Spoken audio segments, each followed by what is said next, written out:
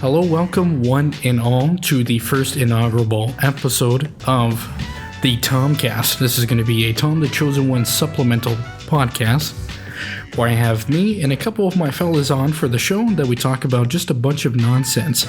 In particular, probably video games, movies, some other stuff, but you never know. You never know with the show. But to introduce, I got my two co-hosts, which are going to be my good friend Mike and Andrew. And so let's start off with my good friend Mike, and let's get, what do you got to say? Hi, how's it going? I guess I'm Mike. I've known Tom for, I guess it's probably been about, 10 years now? We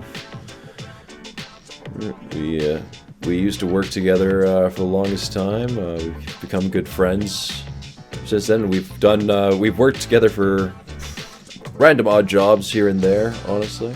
But, we've always stuck around and always kept in contact with each other, despite, you've moved halfway around the world. Yeah, but we're still talking. The goofiness is that we actually met ages and ages back when we both used to work at a pool as lifeguards. And how our friendship developed is that many times the pool would just be absolutely dead. No dead kids, of course, but it'd be dead, no people. And we'd sit there and be like, damn, you know what'd be cool? If we were bounty hunters in Star Wars, that'd be kind of cool. That'd be better than lifeguarding. And that's kind of how that went. Yeah, I think that was probably around the time where I was like, oh man, we have a lot in common. We just nerded out for probably a good 2 hours that we actually started getting in trouble with one of our supervisors, who, after about 10 minutes of being around us and listening to what we were saying, jumped right into the deep end with us. Yeah, and that's how it usually always goes. But that's enough of Mike. Let's get on with Andrew. Andrew, how are you doing today? I'm very good. Thank you for having me on. Yeah, no problem. It's great to have you. So, how did we met long and long ago? This is probably the oldest lore. Yeah, this might be what constitutes as prehistory, depending on how you define that. Because I believe we had met way back in elementary school. I can't remember when exactly. I don't think we weren't very close back then. That didn't come until a little bit later into high school, and we would spend countless lunch periods just gooning around at the new media room watching YTPs and I believe even making some YTPs. You guys made some great crap out of that. Grand old time.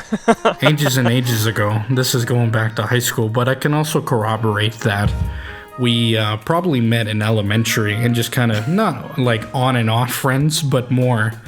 I'm a year older than Andrew, and so by the time I went to like middle school, I left Andrew for a year, and then after that, and regained that friendship a couple times. But yeah, I can corroborate that we wasted innumerable amounts of hours sitting in a new media like sound booth where the whole world is shut out. And what did we do with our time? We just sat there and we watched YTPs all day. And then if you were there in the new media class with us, new media, for those that don't know, is basically different types of video editing and capture and that sort of stuff, or Photoshop or graphic design. So, but with the buddies that I did that class with, hopefully we might have James in one of these episodes. That'd be pretty great. That would be pretty fun. But and it's good that we had that experience too, because that's what led you to doing all these videos and now this podcast. Yeah, pretty much. Like, the start of my sort of video production stuff, if you can call it that. That's kind of a bit pretentious, but way back, it was, like junior high school, with different video projects. This James, which is a mutual friend of Andrew and I's, we actually did, I think the first one we did was I think it's lost, honestly, but it was for English class, and it was for Romeo and Juliet. We did that. But the ones that aren't lost history that I still have on YouTube, just unlisted, is an ancient parody, and I say parody, really, it's just a ripoff of Alex and Derek. That dumbass ancient video. That's still around. I vaguely remember that one and a few of your other student movies as well. Oh yeah, goofy times. But that is literally quite an age ago. Alex and Derek, yeah, would have been well over 10 years ago now, probably 2011. But anyway, I digress. This is the show. We're basically, just going to be talking about different types of media, things like that. Usually games, which is the kind of topic we all do. Mike here, he does his own streaming as Beaver PI, and he does that on Twitch, right? Twitch and YouTube, actually. Twitch and YouTube. Yeah. Yes. I dabbled in streaming for a little bit, and it's just kind of not for me. Especially here where I am currently, and my internet is so terrible. But it's, streaming's an interesting skill, because it's one of those where you gotta be both good at doing what you're doing on screen, and engaging with an audience. Every time I tried to stream, I would stream the game, and whenever somebody would send a message or something, I'd stop the game and then talk to them and then keep going. And that's not how you stream at all. But how have you found streaming, Mike? I found it's a little frustrating at times. It's very hard to keep in what's the word I'm looking for? Conversational, I guess. Yeah, it's kind of difficult having to something spend always on your mind to say. Yeah, sometimes you want to talk about the game, but also you kind of feel like you're just boring people with reiterating what you're saying in front of you. So you're trying to find something to really talk about, but at the same time, I've only been doing this on and off with no real schedule, so it's not like I have a huge following or any following really. So I'm mostly just talking to dead air, which makes that even a little bit more frustrating at times because you don't really know what to say or how to hold a conversation with no one. Yeah, exactly. Well, when there's no engagement, it can be, difficult or frustrating because it's like it's almost like you're talking to yourself and trying to hype somebody up that's not there to keep talking with yourself. Well, and that's you always have to have that hype level because you don't really, you do know when people are popping into your stream, but unless you're constantly focused on your view count, then you're not focusing on the game, and so you kind of have to have that balance of entertainment, communication, and it's a difficult balance, and I definitely don't feel like I reach that balance even anywhere close. And like I said, I've only been doing it for a short amount of time though. Mm-hmm. Oh, okay. Do you watch any other streamers? I do. I tend to watch some people that actually have sort of the same aesthetic as I do. So there's one person I'm watching right now. I believe their handle's Skinned Teen. It's very... They mostly do horror, and pretty much every single stream is a different game, whereas I try to stay focused more on creating more of a series. So if I play games, most recently, last year, I streamed Ori and the Blind Forest, and I made sure that every stream was just a continuation of where I had left off. And it's just, whereas this person is mostly every single day. It doesn't matter how far they got into the game previously, it's a new stream, new game the very next day. Oh, wow. I try not to kind of get to that path, but also at the same time, it very well could work for them, whereas they're just keeping different people's attention at all times with just random new game every single day. Okay, interesting. Andrew, do you watch any streamers? Not usually, no. I think compared to you guys, I'm probably the most Luddite out of... oh no, I'm probably on that same level with you. I don't watch any streamers. I watch some stream highlights sometimes. Like I watch like Vark Skellerth or Joel and Vinesauce Vinny, and that's pretty much about it. Oh yeah, no, those can be fun. Yeah, I'll occasionally get sent highlights, like when Bannerlord was first hitting the scene, and there was a stream highlight where this guy was giving a speech to his band of merry men before receiving a javelin to the back of the head, which I thought was funny. Out of left field. Yeah. Yeah, so usually this kind of program, it's going to be a lot more structured, and one kind of structured in the same way anyways, but how we want to do it is that usually we want to talk about the news and a couple topics that we have on our mind, but for this one, since it's just an introduction, instead of the news, I think we should probably get into what kind of games or just general media that we all kind of like to enjoy. So, Mike, do you want to give it up? Sure. Do you want me to just start kind of listing off the top 5 that I'd like to see, and we just go through there? Or no, these are just games we like to play, like non-games specifically, like genres and stuff like that. Games I like to play. Well, I think it's no secret at this point with how often you guys see me playing it. I play RimWorld, an absolute load. And a disgusting amount of rim job. A disgusting amount. Honestly, let's take a look. Well, Andrew, I was talking to you about this earlier. I want you pretty much burst out as soon as I said I only play RimWorld. Well, I mean, every time you're online, and I mean, I see it on Discord because I'm not online. I'm not online as much as you guys. But whenever I see you online, you're always playing RimWorld, and I'm always thinking to myself, what the heck is drawing to him to that every single damn time he's online? Nothing else. It's all before I touch on RimWorld. that. In my defense, I will put out that I have about 300 mods in this game, so it takes forever to load up. So I just leave it open on the menu screen. I'll go to bed for the night. For the 500 mod. It gets good. There's just so many there's the community, the modding community in this game is vast, and there are some very dedicated modders. There's I believe his name is Oscar. He's one of the biggest modders for this game, and he's created an entire series. Well, adding in trash cans, stuff that you would think like, man, this should really be in the base game. You're kind of annoyed that it isn't.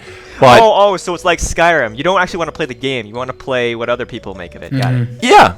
Well, that's it. So touching on why I enjoy the game is actually that it's not really a game. It's a story simulator.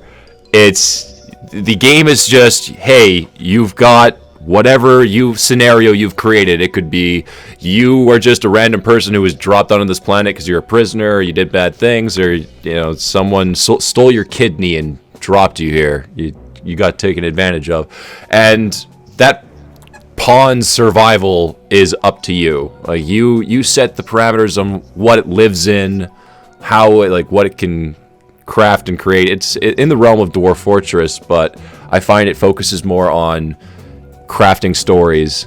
Like random stuff will just happen that is just hilarious. Some dude will land into your colony, and you'll take care of him, you'll take him in, you'll realize he's got some social relationships with people around the world, and you get raided, and his ex-wife is in the raid party. So he kills his ex-wife, and he's super happy about it, but he gets a mood boost for like the next week.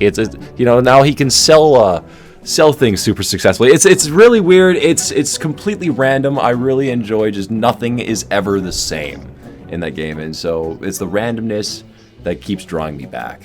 I feel like a lot of these stories are a peek into your subconscious. Is there any deep-seated trauma you want to speak to us about? No. This game, I'm not even gonna lie. This game is just war crime simulator. Like Geneva Convention does not exist in this space. Yeah, RimWorld is just an excuse for machine learning to know people's various different storytelling techniques and fetishes, if you will. That's right. And it's also a great escape from the therapist he needs to see. Yes, no, it's very much so. So funny. I get to see the genocide. That'd be so cool. It'd be so cool if like genocide in real life. And it's like it's just an organ harvesting operation. Yeah. There it is. That's we all wish we could have a little bit of that. Yeah, it's good money. Organ. What's it called? The organ harvesting gravy. That'd be so nice. Organ trafficking. Can you imagine how lucrative it must be? Wow. Yeah. Sometimes even just liver and onions too. That'd be nice. Yeah. But anyway, I think we should head on to the next one. For myself, it's I'm not gonna say a specific game, but if you watch my program, it is kind of pretty obvious that the games I sort of gravitate to the most are usually RPGs, role-playing games for the uninitiated, and survival horror games. In terms of RPGs and survival horror, I like them both because they kind of tend to create some of the most interesting narratives that you can get in a video game. In their own kind of way, survival horror games and RPGs, they have a lot to do with player agency and how a story develops. In the case of an RPG, it's pretty simple. You create your own character, whether it be like a self-insert or you play some other character and you play a role and you give them different things, and how the story and the world and characters react to you is how I think creates some of the most interesting narratives and stories you can find out there. And as for what would be survival horror, in a narrative sense, it's really interesting because it's like this long slog through torment and disgust and horror and grime and goop and corruption and all these things. And that is like to me, it's like not a self-insert sort of thing, but it is when the player has agency in the struggle of the character going through the game, you understand the narrative and the struggle of that game a lot more. Like, to kind of go on a small tangent here, there's a lot of people I know that are like, oh yeah, I understand this game, and it's like, oh really? When did you play it? Like, what did you think? It's like, oh, I watched a streamer play. And it's like, dude, like, you don't understand it if you did not play the game. Especially with horror, because you did not go through the same struggle. You didn't go through, I need to ration my resources, like, man, I'm on super low health, I don't know if I'm gonna make it to the next thing, or if I'm gonna make it through the next fight. If you can't do that, then it's like, no, you don't understand. You don't understand nothing. You didn't feel the adrenaline spike when you had to go back downstairs in Resident Evil. Yeah, to pretty hear much. The scratching. Oh, exactly. You don't have the flashbacks keeping you awake at Oh, no, exactly. Exactly. Yeah, you don't have that PTSD. So it's like, you don't get it. You don't get it. You weren't there at K-Son. You weren't there at Hill 347. Oh my god. Actually, I was. We played a disgusting amount of Rising Storm 2, so I was at Hill 437. That's true. Thank you. It's true. Yeah, Rising Storm 2. God, Rising Storm 2. Yeah, that is another good one. Go But, home, that- DI. Go home, Your DI. country has abandoned you. Oh boy. Go on another short tangent. Rising Storm 2, for the uninitiated, is a shooter that takes place in the Vietnam War. In the game, there's like proximity chat, and one time when Andrew and I were playing a round of Rising Storm 2, we were playing, and there was some character or some player on our side using proximity chat, but he was just spewing like a stream of media. And so some of it was, you know, the usual like goofy Vietnam stuff, like Hanoi Hannah saying, "Go home, GI, your country has abandoned you." But then it would go to like how it's made. Like one time I'm sitting there and I'm shooting, like, I think it was Aussies or Anzac or something like that. Yeah, we were shooting the them, Australians. and you could hear, the theme song is doo doo doo doo. It's like silicon panels, and it's like, oh my goodness. Yeah, we're like, what the heck is going on? As the planes are dropping bombs all around us, and we're learning how to make microchips for computers. Yeah, incredible. But now that tangent's done, Andrew, what do you like to play? What kind of genres or types of games really call to you? Well, you and I, Tom, are alike in the whole RPG sphere. We do like playing through. Much. I know, right? Playing through stories, either of our own of stuff we would like to experience for ourselves, if we were idealized in these games, or just making up the most terrible, absolute dog shit human beings or whatever to go through these things and just make the absolute worst choices. Which does beg the question, Tom, when you play RPGs, do you play different characters, or are you always just doing the exact same character every single time? Oh boy, that's a good question. It's one of those where I start off as something, and then I just like, oh wow, damn. Like I'll be playing, let's say Elder Scrolls or whatever, and you go through the sequence, and it's just like, man, what am I gonna play today? And it's Breton Battle Mage again. It's always Breton Battle Mage, but the Bretons are the most distinguished race in all of Tamriel. They should be ruling it. None of those filthy mer. They make me sick. But anyways, yeah, that's kind of my problem, is that I'm not so much a one-trick pony, but I do typically like to play the same kind of archetype in a lot of games. I usually like to crank up charisma or intelligence and try to, super fedora. I'm gonna tip my fedora to you people, but yeah, I like the smooth talker. I like in a lot of like CRPGs, for instance, I like to use charisma to get out of fights or find different ways to get what I want. And I like to use like usually what would be an intelligence score in those games to like fix up technology or do something else to solve problems. I usually find it's a lot more interesting than just hitting things with the club. But sometimes hitting things, going clubbing is not too bad. Sometimes I want to go all Conan mode on the asses. Mm-hmm. But it's weird, though, how we've almost been preconditioned to just naturally assume that charisma builds are some of the strongest. Because anytime you see a speech check in a game, you always just kind of default, oh, that's the correct one. Just click it, and 9 times out of 10, yeah, it's the correct way to go. Mm-hmm. So I can see why you'd want to default to that over and over again, because it's usually the strongest. Yeah. That's why, to go on another short tangent, that's why I really like Vampire the Masquerade Bloodlines, because in that game, there's numerous different ways to like do a speech check, and sometimes they don't always work out the same way. Like if you're a snobby Ventru, like I always am, you could just be snobby to people and it works. Or if you're Malkavian, you could be completely schizo and nuts to people and it works.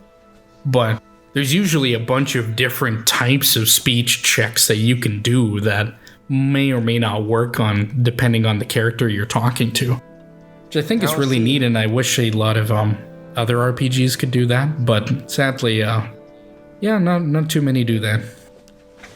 Yeah, it's one of those golden troika moments that unfortunately will never see the light of day ever again. Yeah, no, it's done. It's over. You pack your bags. We're never seeing that anymore. All right. So continuing on, while we are aligned in RPGs, we are definitely not aligned in survival horror. I personally do not understand the quote-unquote masculine urge to go through a sadomasochist thing. This hurts me. This is slander here. Since this is a masculine thing, whenever we are in the same place together and we're playing survival horror, Andrew won't even be playing. Last time we were at a buddy's house and we were playing through Silent Hill, and there's poor Andrew over here having like a panic attack just watching me play the damn thing. And I'm just sitting here like, oh man, it's just so therapeutic. Just so wonderful. I don't get that. How can you find that? Whatever. It's just me. I know it's just me. I'm a coward. I fully there's a lot of and people I know that don't play survival horror. Which is irksome to me, but that's fine. That's fine. That's why we have a disgusting panel of other people that aren't me on this podcast to jump ideas between. God. I'm trying to get myself more and more involved. Firstly, by watching your videos and tuning in as much as I can whenever you're playing these things. So that's exposure therapy, I guess. Oh yeah, maybe one day. But apart from RPGs, what are other games that you enjoy playing? So I do somewhat sympathize with Mike there with his lust for sandbox games. I do enjoy the odd sandbox game here or there. Kenshi. Yes. Mountain Blade. Oh, I love Mountain Blade. I definitely see the appeal to those ones. And then I guess something that hasn't been talked about a lot by you guys so far is strategy. I am a fan of strategy. Oh, I'm up here So with Andrew. I wanted to ask you about that actually. When you play Kenshi, is it like the strategy build a colony, or is it lone survivor, go out in the wild and make your own story? My end goal is to come up with the whole city builder aspect, but 9 times out of 10 I don't get far enough for that because I'm not really you not end up that getting good. enslaved? Yeah, it doesn't take long before the Holy Nation ends up enslaving me, or just totally tearing me apart for daring to have robot parts. No, that's what you get for being a filthy That's robot. what I get. It's true. Siding Andrew and with the I, machines. sorry, Mike, you go in. Oh, I was just saying, don't side with the machines. I know, I'm sorry, but they're just so good. They are. Yeah, strategy go is ahead, one Tom. thing that Andrew and I both. That's something we both really share. I also really love strategy games as well, and sandbox games. Like I love Mountain Blade. It was on my last top 10 games list, of course, but yeah, we've been playing Warband for a long time. But as far as strategy goes, I really like 4X games. So like 4X, for those that don't know, stands for Explore, Expand, Exploit, and Exterminate. So that could be things like Endless Space or Civilization, or even things like Sins of a Solar Empire. Like a lot of games where you start from nothing and then you build up to conquering a galaxy or conquering the whole planet, sort of thing. Oh, like City Skyline. Oh yeah, no, Yeah. I would see that as a sort of strategy. No, No, it that's is definitely a sort of strategy game. Yeah, 100% it is. It's basically like SimCities. Like, I would consider that a strategy game. SimCity would also be considered. Speaking of, another game I know that Andrew enjoys and loves to play, that I have a little bit of me in, quite literally, is The Sims. Andrew loves to play some damn Sims. Why you gotta out me And, like that? No. There's nothing wrong with that. We still need to make, like, for the server that we're in, we're trying to get everybody in that server into one disgusting house. And every character's in there. Every one of us, and it's wonderful. It's so wonderful. Sims is goofy. It's one of those that, like, it seems almost a bit obtrusive to get into now. Like, there's so many DLCs and expansions and things like that where I want to. Sometimes I see it. I see like Sims 4 or whatever, and it's like, man, you know what? I do get that like little itch of being this, I don't know, like Machiavellian little like shit. That's like, yeah, you know what? I'm gonna make these people hate each other. This could be wonderful. I'm gonna make Did them. someone do the math and find out that like all the DLCs cost thousands or like hundreds of dollars now? Still not as much as Train Yeah. Simulator. Yeah. Oh, But yeah, no, it pains me to think about how much money I've spent on Sims DLC and Paradox DLC for that matter. Wait, too, wait. Oh my on goodness. the topic of strategy games. Do you mind me at how do you have all the DLCs, or like have you bought most of them? I refuse to answer that question without a lawyer present. Yeah, no comment. Because I mean, No comment. Especially when it comes to I just Paradox googled how games. much, and it's $790. I don't know if that's remind US or me. Canadian. That's not that bad. That's not that bad, to be honest. It's not the That's Paradox insane. Games rackets that keeps going on year after year, where it's like, hey, you want to pay us money so we can break your game again, and then we'll fix it. Yes, please. Yes, my Yeah, that's Swedish really little kind of like overlord. the worst aspect about it, ain't it? Is how, Yeah. That being every said, new I fix. am a reformed addict. I am getting much better at saying, no, screw you, Paradox. I'm not buying any of your damn shit anymore. So in that sense, I'm a reformed addict. The new release for Vicky 3. Oh yeah, I played like maybe like a couple hours of that, and I'm like, yeah, no, I'm not playing that. Oh, thank you. Bye bye. Yeah, it's a shame. It is a shame because I really like Vicky 2. That's one of my favorite ones, but it's just, yeah, it's too silly, too absurd.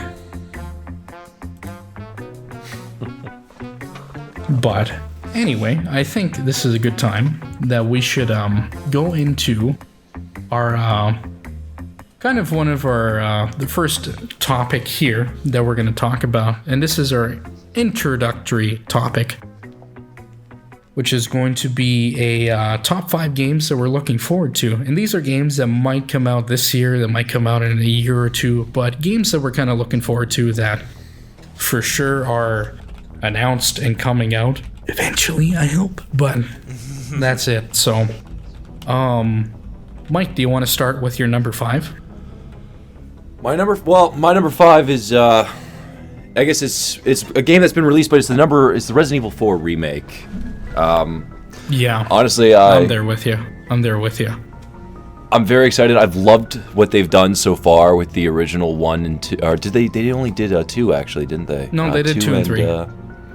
2 and 3. They haven't touched 1 yet. Yeah, they did. Not in the same vein, but they touched. They did RE1 remake ages and ages ago for the GameCube. Yeah, no, I remember that one, but they haven't recently kind of given it the new fresh coat of paint that they've given Resident Evil 2 and 3. No. And what they're going to be giving Resident Evil 4. What I'm more interested in seeing kind of how they do that, because 2 and 3 were very similar in game style, and the update was, well, it was very fresh and very, very new. Whereas Resident Evil 4 was that first game to have that over-the-shoulder new look. It's kind of the last generation of Resident Evil games, so it's going to be interesting to see how they tune it to their new fresh coat of paint. I hope they don't kind of go super actiony the way they did with, I think it was, which one did you punch a boulder?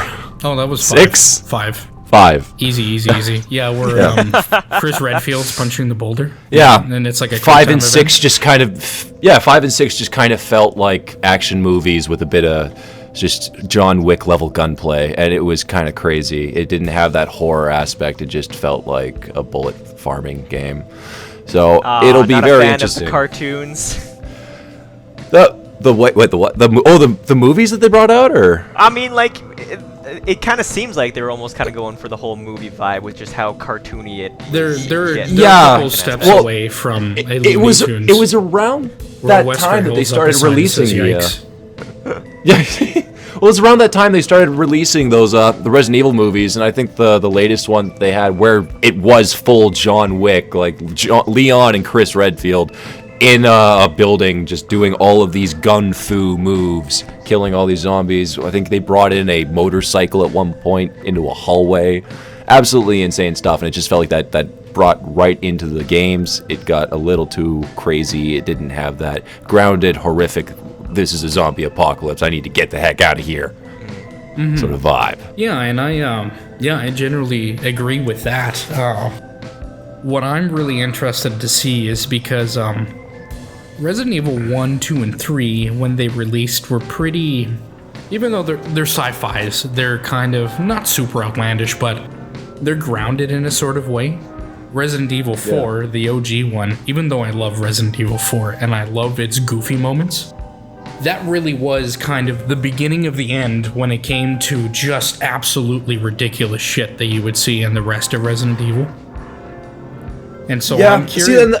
Or go on. Resident Evil 4, I'll argue that Resident Evil 4 explained it and kind of, they brought in, it's a whole new virus. It's not even a virus, it's a parasite, kind of like what we see in like Last of Us and all that. So it gave some ground to how these weird mutations existed, but around the second half of the game, I totally agree, it started getting into that 5 and 6 era of like, okay, this is like kaiju level crap. It's ridiculous. But even in a narrative sense, it's a little bit goofy, but I like that. Yes. But I want to see, like with these two, Resi 2 and Resi 3 remake, where they're a bit more grounded. I kind of want to see what the Resi 4 spin of that would be.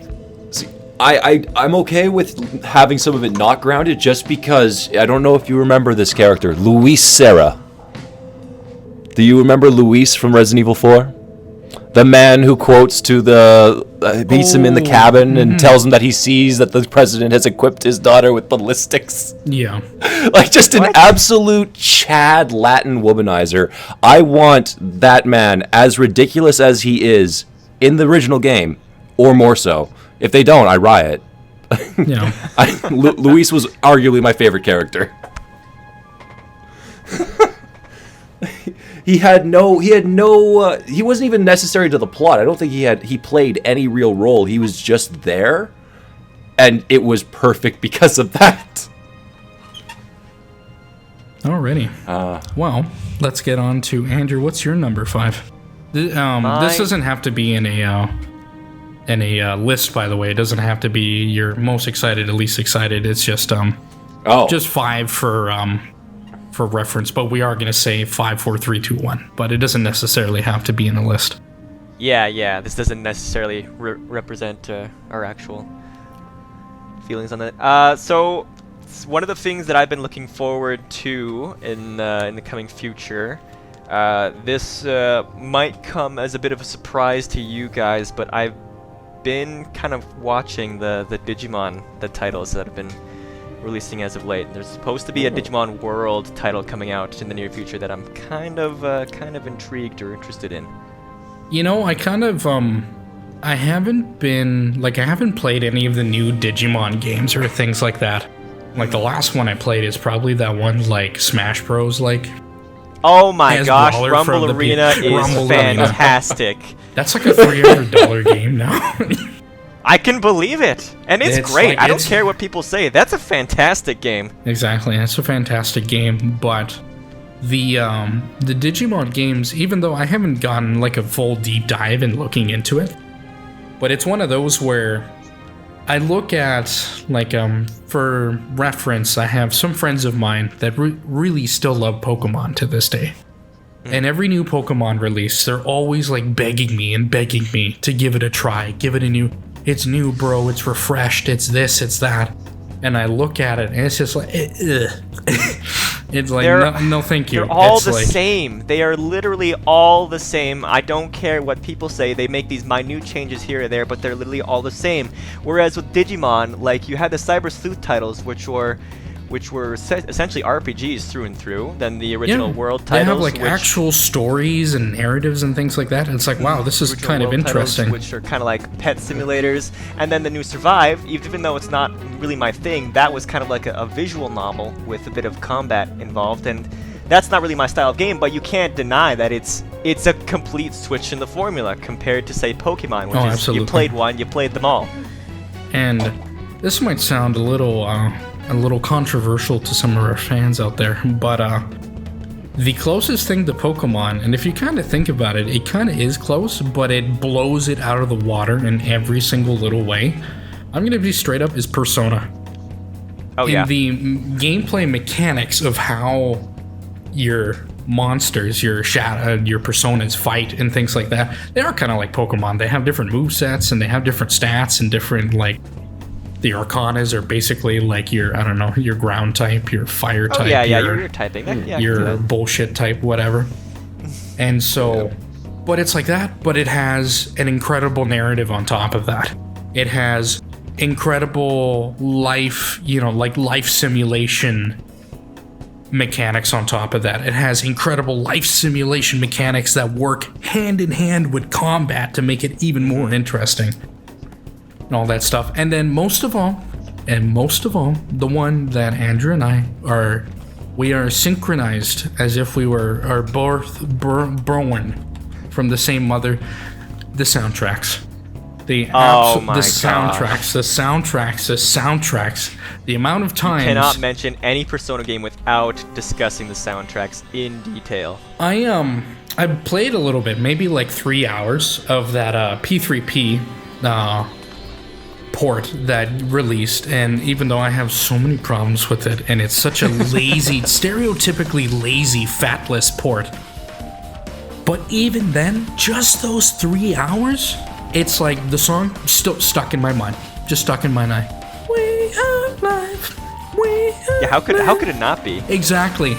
It's like you hear them once, and it's good enough. And you know, the thing is that they know it has to be good. Because these games, if you play them on like easy or normal or whatever, they can go up to be 130 goddamn hours. Oh yeah. And when they're that long, yeah, you bet the music's gonna be great. It's gonna be addicting. It's gonna be. I know I've heard this for like 10 hours today. I'm gonna play this in my commute to work. That was No, me. yeah. That was me the other day. Like the last couple days, like one way going into town. It's like, yeah, I'm gonna put the P3P or the P3 dancing soundtrack on there with all the remixes. Oh my god. Oh, the dancing remixes. Yeah. I mean, there's a few that are kind of hit or miss. They're just like hit or miss. But For the most ones part, that hit, they're all the ones that hit, bro. They chef's hit kiss bangers. Yeah, Certified those good games need to get on classics. PC. Those games need to get on PC now. FATLUS, I need them now. But anyway, enough of that tangent. For my my number 5 pick, this one's kind of interesting. My number 5 pick is Warhammer 40,000 Rogue Trader. So and this is one that you might really find interesting, Andrew, but it's made by Owlcat Games, so it's the same guys who developed the Pathfinder games. Oh, really? And so this is the guys who developed the Pathfinder games, which are exquisite CRPGs that take the Pathfinder system and have a good narrative, and you can make whatever character you want in those games. If there's one thing that Pathfinder that I don't like is that those games are bloated because they've been developing the same thing for a billion years. But you're taking those developers and you're giving them Warhammer 40k, but you're giving them, like, you're creating a story about a rogue trader. And rogue traders are in the Imperium, like at the edges of the Imperium, outside of Imperium space. There's basically there's like these explorers.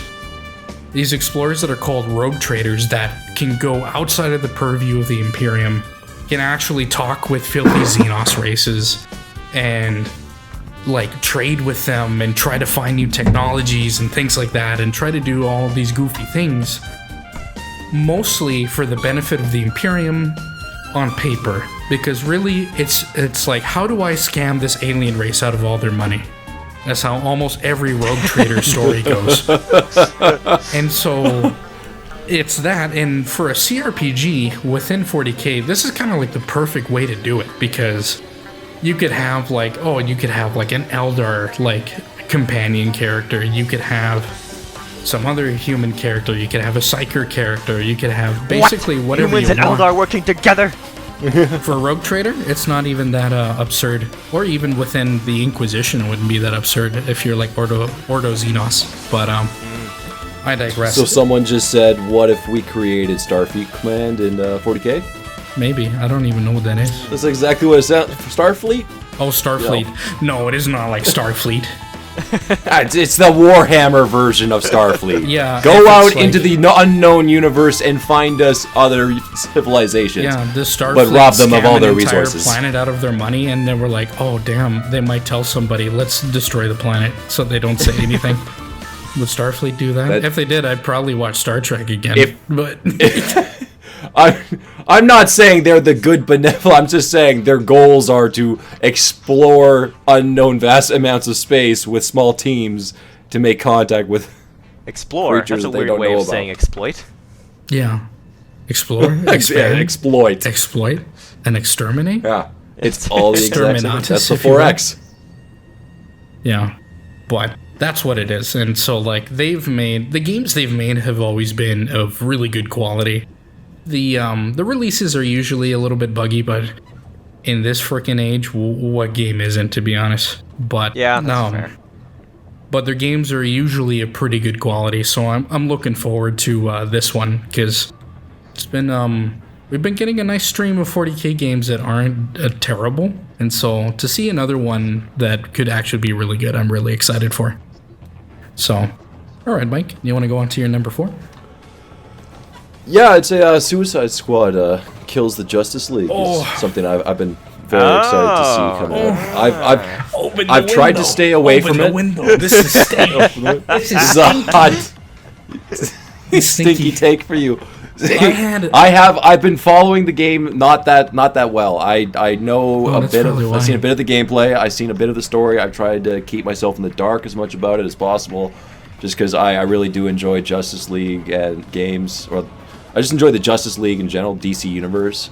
This game looks pretty nice, open world. Brainiac is here. He's taking over the Justice League. It's open up to the Suicide Squad to essentially just beat the crap out of everyone, including the Flash, Superman, and Batman. Like, so you essentially want that whole Marvel's Avengers game, but done right. Yeah. Yeah. It's okay. It's okay. You can honestly, yes. I would. I've yet to play the what is it? The Guardians of the Galaxy game. Oh, that game is so good. Oh yeah. That game is so good. But that's not like that's not at all like the Marvel's Avenger game. It's completely different. Not just in writing and but also in gameplay. It's a lot better. But have you seen the leaked screenshot of what the menu looks like? For Suicide Squad? Yeah, where it says shop, cosmetics, battle pass, and it has 5 different currencies. Oh my gosh. No. See, that's I tried to stay in the dark. Okay. You've been saying this, and I've been rubbing my hands, and I'm like, tell them this.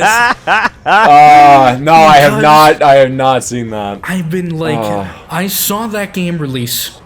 And I'm like, okay, this could be a neat combat thing. This could be a neat whatever, And then I see gameplay for it, and here's Captain Boomerang.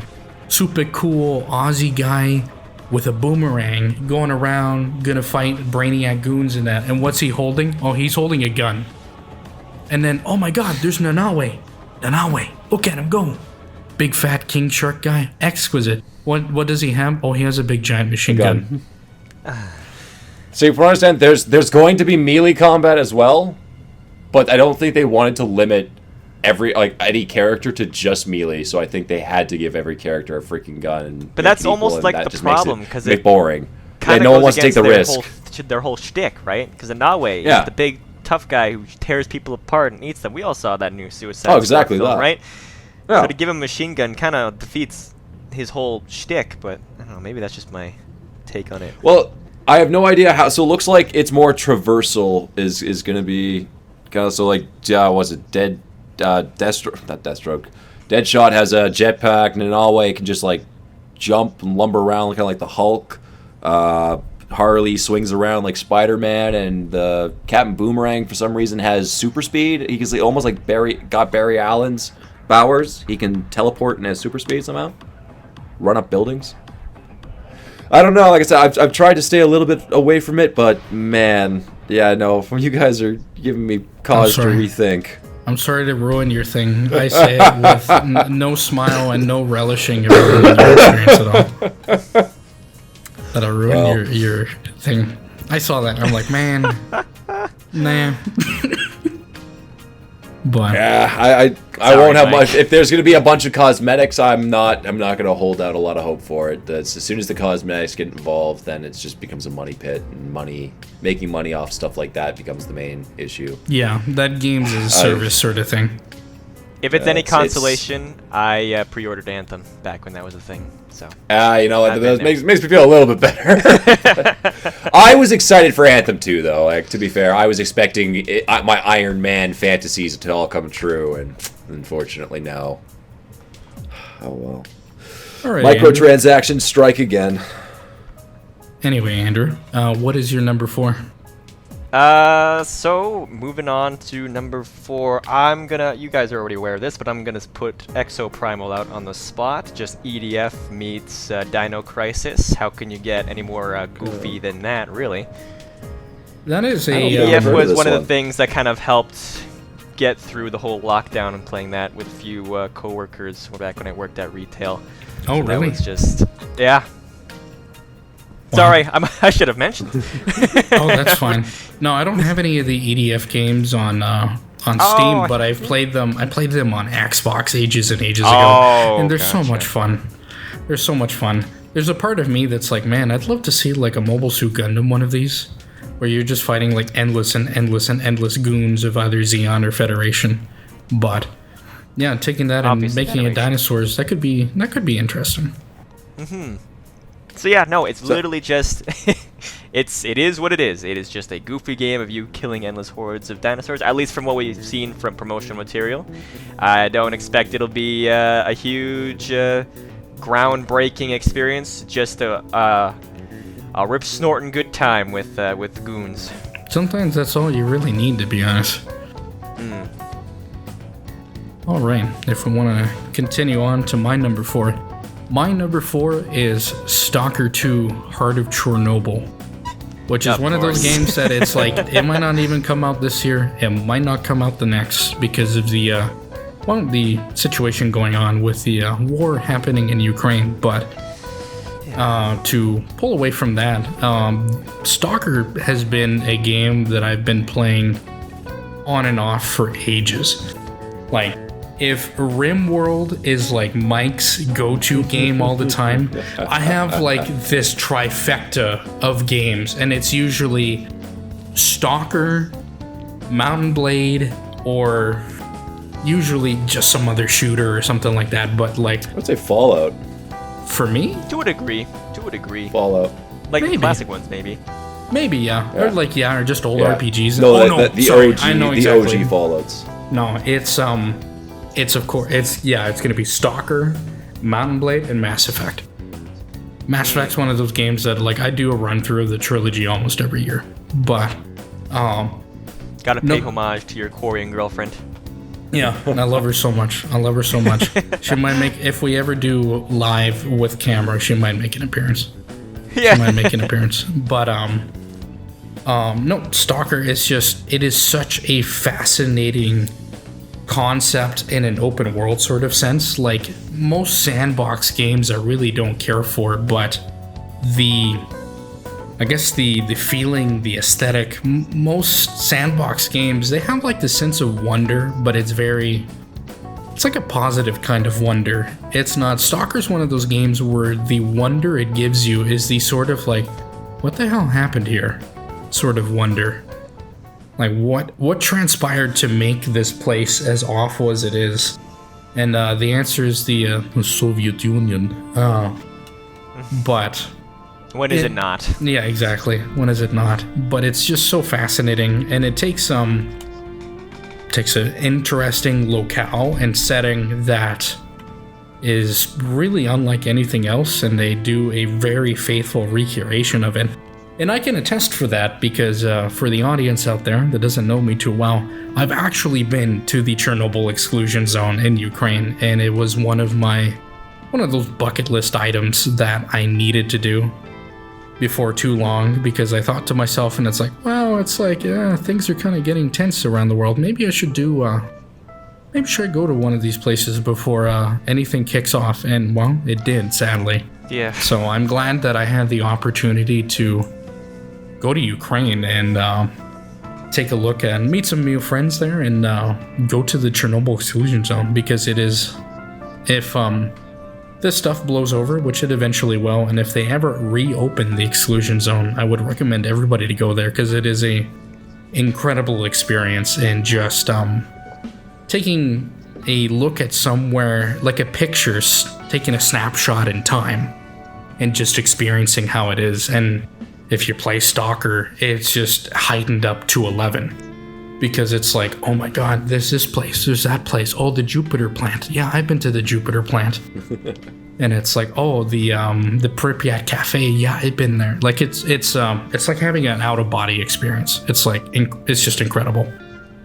But so can I ask then, what's your view or take on the I think it's called a Stalker anomaly? Is it the mod pack? Yeah, it's the mod that I think it adds all the games together for count on Mike to mention mods in. Yeah, no, that's fine, because mods are my thing. One of the big allure of Stalker is all the different mods that do come with Stalker. But Stalker Anomaly is kind of a neat thing, because it's you don't even need the games to download it. You can just download the Anomaly launcher exe and download it all, which it gives you a choice whether or not you want the crypto miner installed or not. But it basically adds all 3 games together and adds a bunch of different mods together. I don't know them off the top of my head, but I think it's called Chernobyl's one of them, and I'm not sure if I don't think Misery is the other one, because Misery is, let me just say, it's miserable to play through. But it is, if you want to get into those games, I'd honestly just say play Stalker 1 Vanilla and see if you like that, because Anomaly, while it's a great mod pack, and it's one of those where, you know, a new mod pack or something like that, that's what brings me back into it. But for a first experience, I wouldn't necessarily say that it is the best way to get into Stalker, because it's almost too much to give you.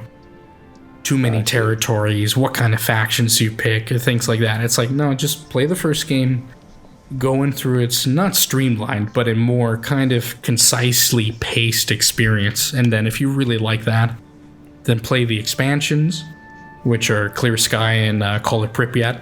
And then from there, then yeah, just go hog wild on any of the mods. But no, game looking promising, and I hope to see it sometime soon. It was kind of rumored that it might have a December release date this year. I don't know if they're going to hit that target, and if they don't, you know, it's one of those where it's like, yeah, that's fine. Take all your time. Yeah. Anyway, yeah, Mike, let's head on to number 3. Number three, The Legend of Zelda: Tears of the Kingdom. Honestly, I've really enjoyed Breath of the Wild, and considering that Nintendo is essentially taking the same assets and creating a different world and a new story, they've done this before in the past. I think Tom, you and I have talked about Ocarina of Time, and the game after that, Majora's Mask, just essentially utilized all the same assets that were available from Ocarina of Time and allowed them to focus on the story. I'm really hoping this is going to be the case here, where the story is going to just greatly improve because they don't have to focus on the gameplay too much. It's still probably going to be as fun for Breath of the Wild if we just explore a brand new world, and they keep maybe adding a few more mechanics, but ultimately, I hope they focus more on story and we get a very, very good story. Because Nintendo has some pretty decent writers. Yeah. Yeah, Say what you will sure about their games, but they can definitely write when they want to. Yeah, exactly, when they want to. Well, I think that mostly their formulas are all the same. I mean, like most of their Mario games, it's all the same, whether it be 2D or 3D. I think most of the games that they've taken a lot of liberties and risks with have been their lower IPs, like Kirby, Yoshi. Even then, those are kind of the same, like Yoshi's Yarn, Kirby's Yarn. So like, they got a thing for yarn. They really do. You gotta get the but yarn, ultimately, like the stories, gotta get the yarn. the stories are pretty. The stories are simple. Like a post-apocalypse, and this new Kirby title is now post-apocalypse. Yeah, Kirby and Stalker mashup. Yeah. Oh my goodness. I'll take it. But yeah, like I said, I'm really hoping they just kind of take the same do the same thing that they did with the Majora's Mask. They take the assets that they have, and they kind of go with a very... Majora's Mask was, I would say, an underlying mature story. It had it had a lot of themes that revolved around death and accepting of death. I'm kind of hoping that they kind of touch on some more adult themes with this new game, but...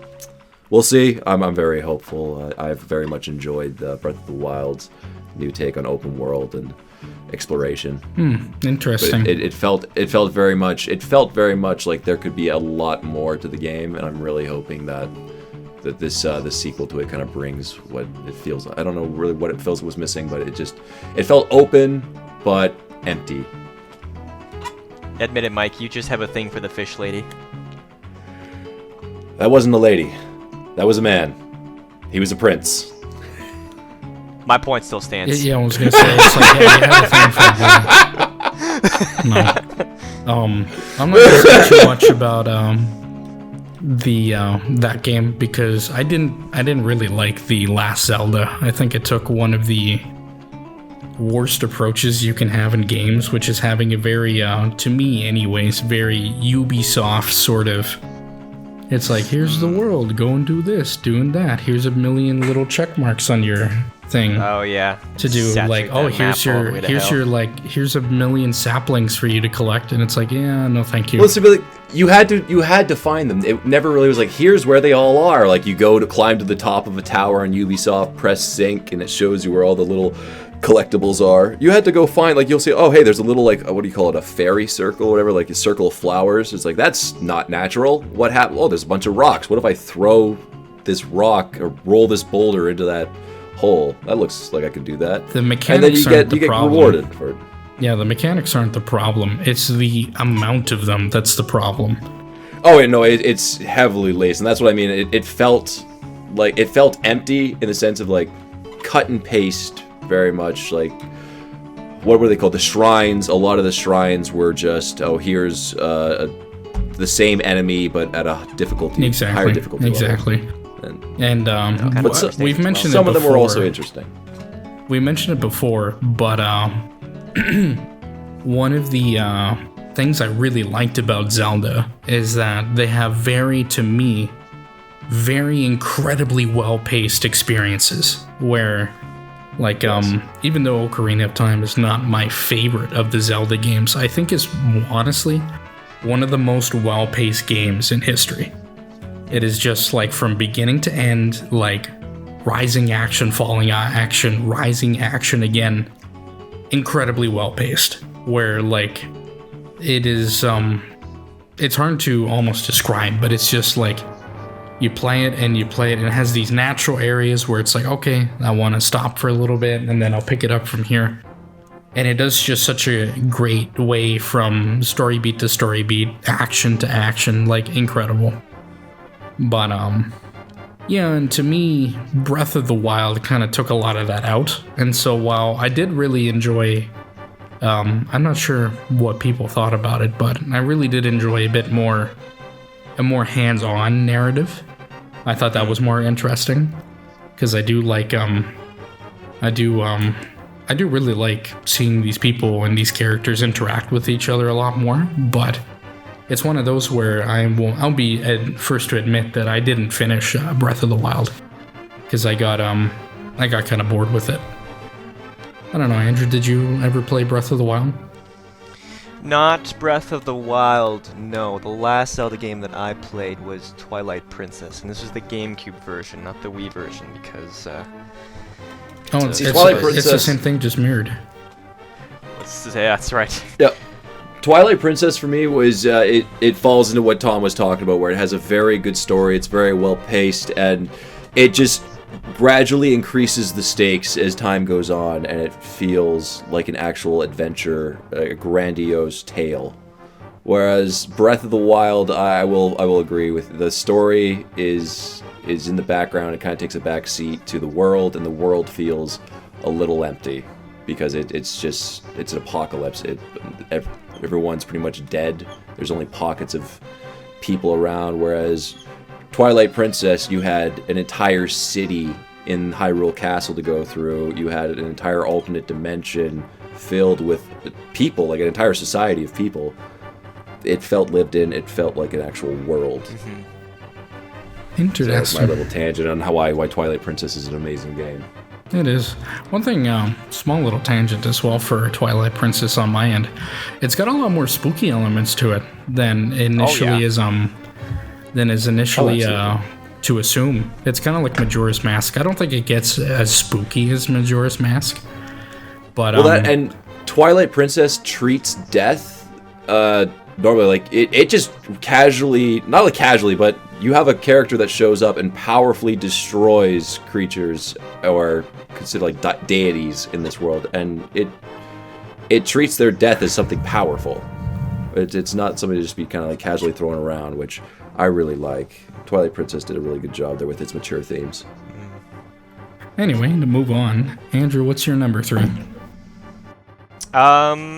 I guess this might be a bit of a break or a bit of a stray from what I originally said regarding survival horror, but that Blight Survival, which is supposed to be that medieval zombie survival thing that's been announced.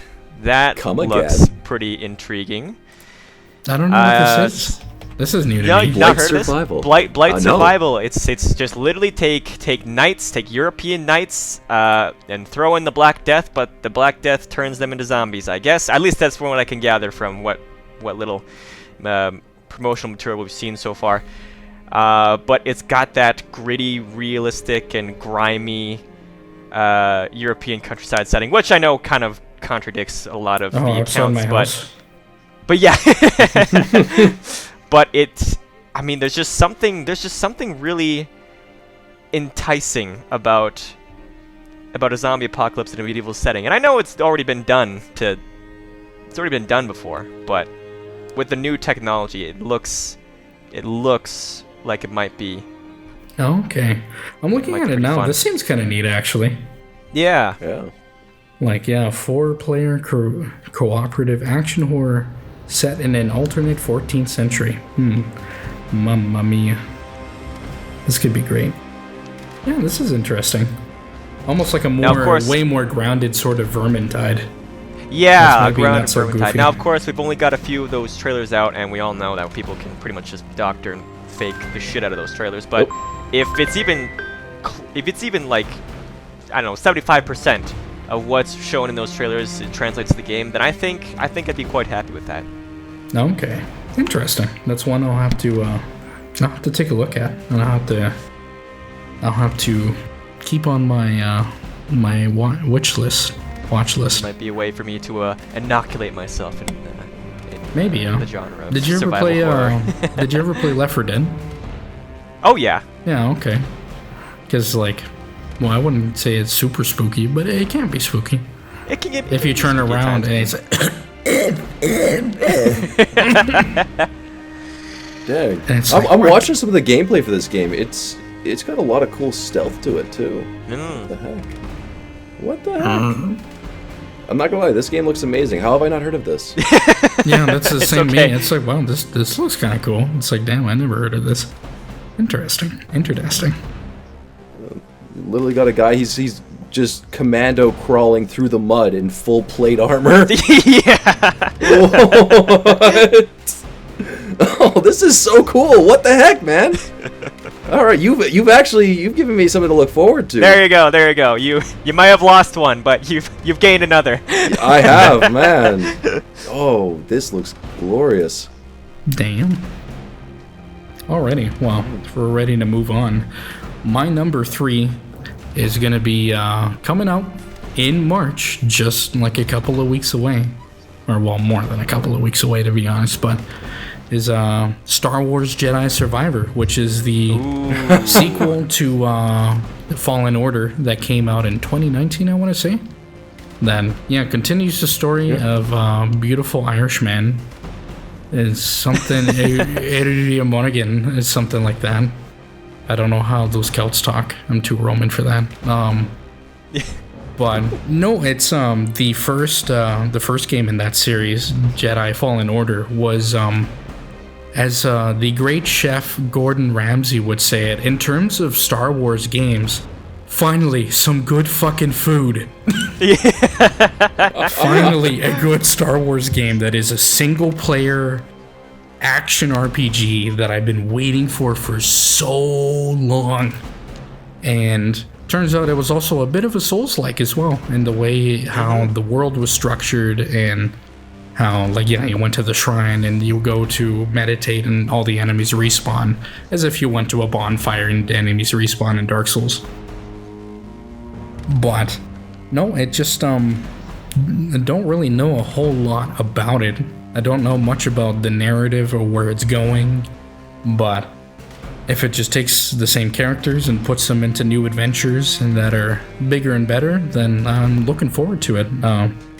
The Fallen Order had some, especially when you were in Kashyyyk and you got to the top and you beat the one boss, I'm not going to spoil it, and then you ride down from this Wookiee world tree all the way back down to the beginning where you started off. That was one of those Star Wars wonder moments. Just wonder moments that just hit me right in the right in the heart, and it's like, damn. And it's like, this is what I'm talking about. This is the Star Wars that I like and I grew up with. And so if it hits that again, or even like near the end when a certain character shows up and it's like, damn, you made that character spooky again.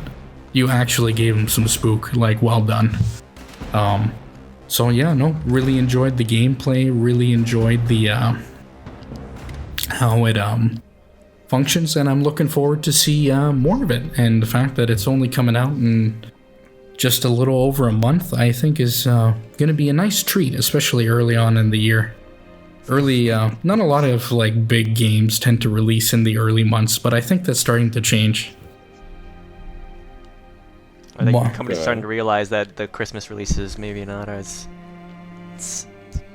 a solid option as they once believed, but I think personally, to go on this little tangent, I think with the advent of digital sales, I don't think the holiday release is as big as it used to be. Back in the day, like when you had a physical disc, like, yeah, you had something to buy to put under the Christmas tree, sort of thing. But now with digital purchases, I don't think that's quite as often anymore. And on top of that, now with things like Steam and that, the holiday season is a very competitive market now, because you're not just, oh, here's a new game that came out. It's also, well, here's this other game that's like 80% off. Yeah, I'll just buy that instead. Which is what I know a lot of people do. But yeah, no, I think it's better just to share the love throughout the year. It doesn't need to be all in one Broketober or Broke November, Brokevember. But anyway, we're getting to the juicy stuff with number 2. So Mike, what's your number 2? Well, my number 2 was Jedi Survivor. Yeah. What do you think of Jedi Fallen Order? You stole it.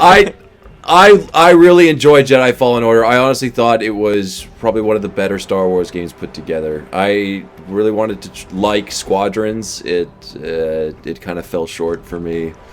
I honestly can't think of any other Star Wars games that have come out recently. You've got Squadrons. That's about it. It's just Battlefront 2 before Fallen Order was just Battlefront 2. Yeah. Battlefront 2. Yeah. So like I would say I have it under other secondary as like a backup, because I figured I had a feeling it was going to show up on yours as well. It's a game called Hidden Deep. It's a it's a sci-fi horror game. It's a side scroller, not unlike I don't know if you know of Barotrauma. Yeah, I've heard of it. It's I've heard it's like from certain people like rip off Space Station 13, which is kind of a cruel thing to say, because Space Station Barotrauma 13 is such a like analogous, like big giant membranous thing that you can't just put down. It's really impossible to tackle Mandalorian. I honestly have I have no experience with Space Station 13 beyond a few YouTube videos. Oh, that game is incredible. That's one of the few of those type of games that I actually really do enjoy, and that's because of the modularity of the community to make different things. Like yeah, you could have ones with wizards, you could have one that's like aliens, you could have ones that are different things. But if it's a wizard, yeah, that's usually the one I like. I like my wisms. You like your space wizards? Yeah, my wisdom. Might be why you got an affinity for Star Wars then. Yeah, my wisdom.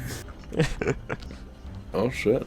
Well, yeah. Well, Hidden Deep. I didn't know much about this game. I know it's an indie game. It should be coming out some point this year, but it's side scroller. It's just atmospheric horror based. You've got four characters that you have to control. You're going into deep underground caverns. It's all spider-webbed freaking caverns and Cthulhu creatures, and trying to excavate and get your way out. It kind of harkens back to those earlier Flash titles that we enjoy. Honestly, yes. I'm glad a lot of games like that are kind of being a bit more polished and still turning into entertainment for people, because the amount of times I would spend on like Miniclip. Oh my gosh. Oh my goodness. Yeah, Miniclip. Yeah, that's an old one. You haven't heard that one in a while. Congregate Armor Games. Oof. You could have not say that. You could have not said that. I didn't want to think about how old certain things are. Oh. Like there was one another quick tangent, I guess, for the audience here. A lot of tangents this episode. Next year, that's fine. That's pretty much every episode's gonna be this way. Yeah. I feel. But That's good. 2024 will be the 20th anniversary of Rome Total War, and that makes me so sick. Oh my god. That makes me so, and I'm like, oh my god, I remember when that game came out. I remember when my mom bought it for me and my brother. It's like, oh my goodness, I don't even want to. I remember watching one of our family friends play it on his computer. It's like, and to think, oh yeah, that was 20 years ago, and it's like,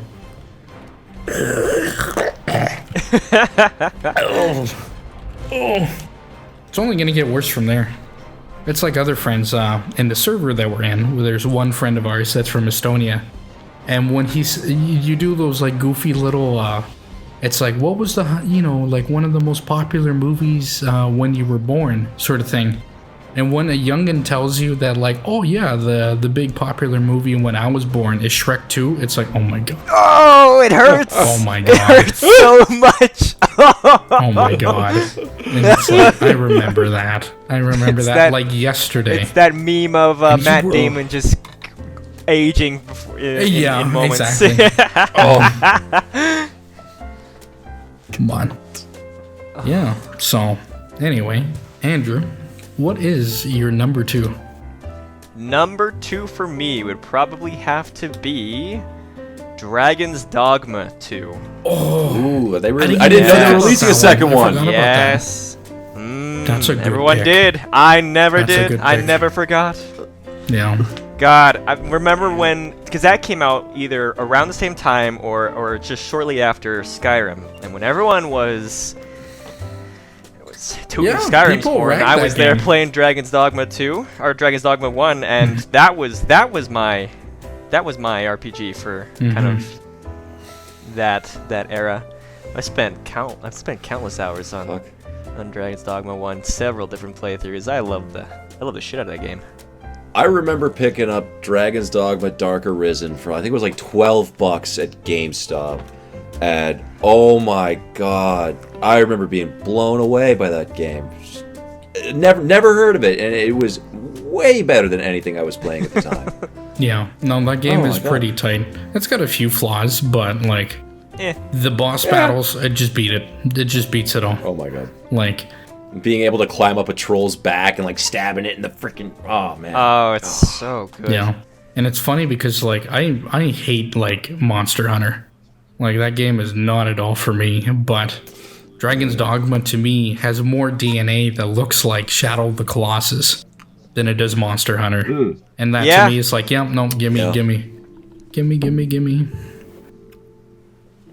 Good ABBA song too. Gimme.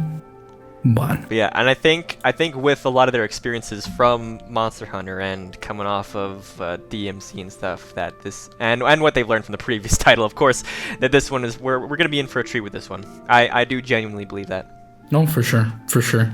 I trust those guys. Those guys they make pretty decent stuff.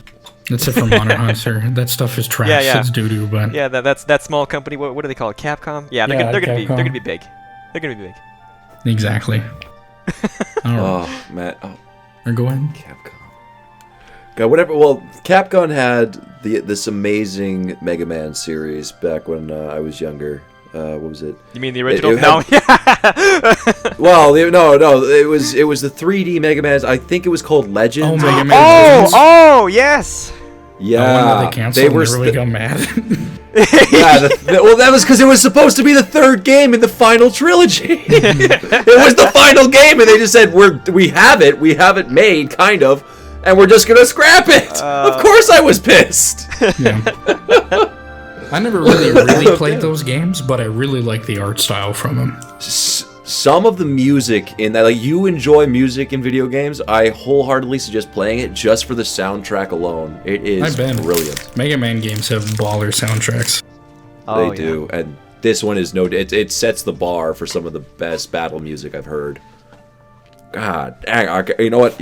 I think there was one not Catalogs. There's one I would highly suggest looking up. It's I think it's called the sub basement level 2 or something like that. Sound. It's just haunting but catchy. Interesting. I'd have to look it up. I'll have to show it to you later. I honestly can't remember which track it is, but there are a few tracks in there that I still like look up to this day because it's just so damn good. Interesting. Yeah. Wow. To move on to my number 2, this is one that's gonna get me roasted, but I don't give a damn because I trust this man. And if I had a little soundboard and if I had the license to play this music, the music that would come on and everybody would know instantly what I'm talking about is "Give me lies, give me sweet little lies." No, yeah, it's Starfield. No. It's Starfield. Tom, why you Explain.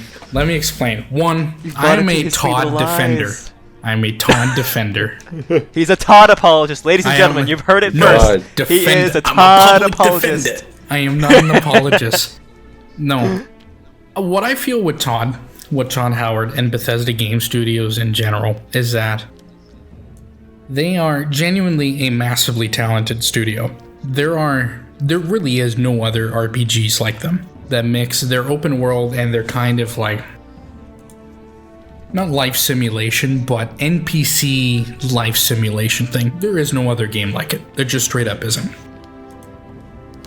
Everybody rags on Gamebryo and the creation engine because it's old and it's poopy and it's dumb, and to a degree it is, but there's a lot of reasons why they would want to stick with that engine,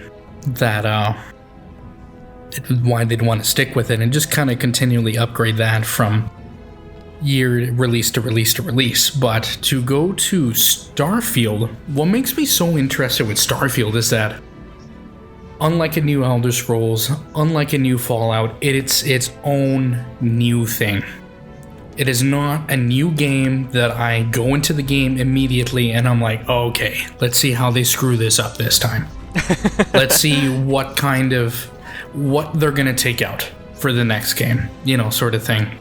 It's not like me going into Skyrim thinking, well, I've played Morrowind and Oblivion had stuff taken out into it. Let's see what Skyrim gets taken out, or takes out from its game. Or same with Fallout and Fallout 4. And specifically Fallout 4, because the last game in Fallout, so to speak, was New Vegas, which gave me more of what I wanted, which was more interesting stories and more role-playing elements. Oh, 100%. And meanwhile, Fallout 4, it's like, well, you fixed the gunplay, and at least it's serviceable and decent now. But you've taken away the role-playing element of it, where it's like, yes, no, brackets yes, and sarcastic yes. This is like all your options for dialogue. But yeah, Starfield, they're going back to the old dialogue system. There's no voice-acted guy, so it's now like actual dialogue. But what interests me the most, apart from it being just its own new thing, that I get to look at it with a fresh outlook, I don't need to compare it to anything else, just rate it as its own thing, is that when Todd talks about the inspiration for this game, he talks about a game called Traveler. And Traveler is a ye old ancient tabletop RPG that is like really hard sci-fi tabletop RPG. And so I think Mike and we talked about this ages and ages ago. But Traveler, it's like in those games, the ship that you play in is like a submarine. And it has that like spook factor that a submarine does, where like any wrong system and you're just done for. You're screwed. You need to do like an EVA walk. It's spooky as hell.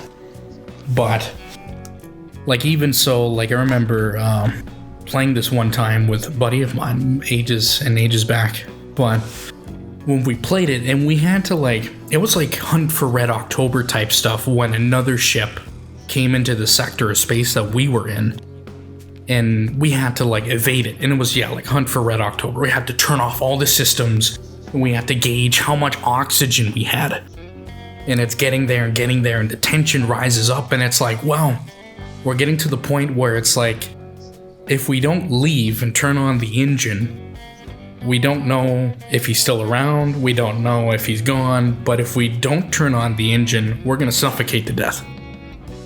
So, oh yeah, I don't think Starfield is gonna go into that direction, but when Todd talks about that, and that's how it's a more grounded sort of sci-fi, it's more, not super hard sci-fi, but it's a grounded type of sci-fi, and it's more about the kind of exploration.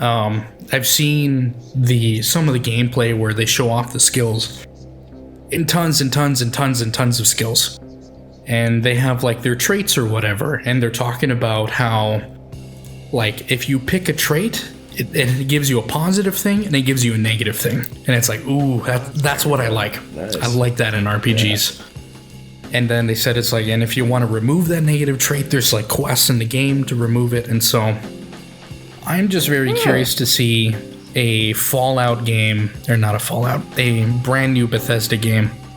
This genuinely brand new IP. Apparently this is Todd's little baby. And so I'm curious to see, stop it. I'm curious to see how it's going to go. And the fact that it's coming, apparently it's supposed to come in the first half of this year, but I personally think it's probably going to get delayed to the second half this year, but it don't matter to me. I'm just curious to see how it comes out, and the fact that, and I'm going to sound like a shill for this, the fact that it comes out on Game Pass is all the more juicy, because it means if this game sucks, well, it was my subscription of $10 a month, so I didn't have to pay nothing for it. Yeah, that's pretty much what I got to think about Starfield. What do you people have to say? Honest, give me your wounds. I paid attention to some of it. It's another one of those games that I don't want to know too much about because I don't want to know the story. But from what you've sounded like, it sounds a lot like. Do you know of Star Sector? Yeah, a little bit, yeah. Well, I've played enough of Star Sector. It sounds like that. So you'll be traveling around. You've got your crew with you. You've got a bit of like a convoy of ships. But when you want to approach, say, a planet to do some trading, under the radar, you got to turn off your transponder. You got to turn off everything so that these patrols can't see you as you're going in there. That if this Starfield does this in that game where it's like you got to shut everything down and you got to sneak past people in your ship, that kind of stealth and like piracy, I would be so down for. No, I don't think it's gonna go that far, but no, the fact that he mentions Traveler as an inspiration is a big boon. It's a good thing for me. So I don't think it'll go that deep, because like Traveler is a system that you could take really, really deep in terms of role playing. But yeah, no, I'm curious to see how it goes. But Andrew, you got anything to say? For me, it seems like Bethesda's ethos this past couple of years has been the whole one step forward, two steps back, especially going from, say, like Fallout 3 and what we experienced in New Vegas, and to Fallout 4. Yes, the gunplay was good compared to those ones. I liked the mod ability of the equipment for the armor and the weapons. That was good. The base building, I actually enjoyed the base building to a degree, even though I didn't utilize it as much as some other people.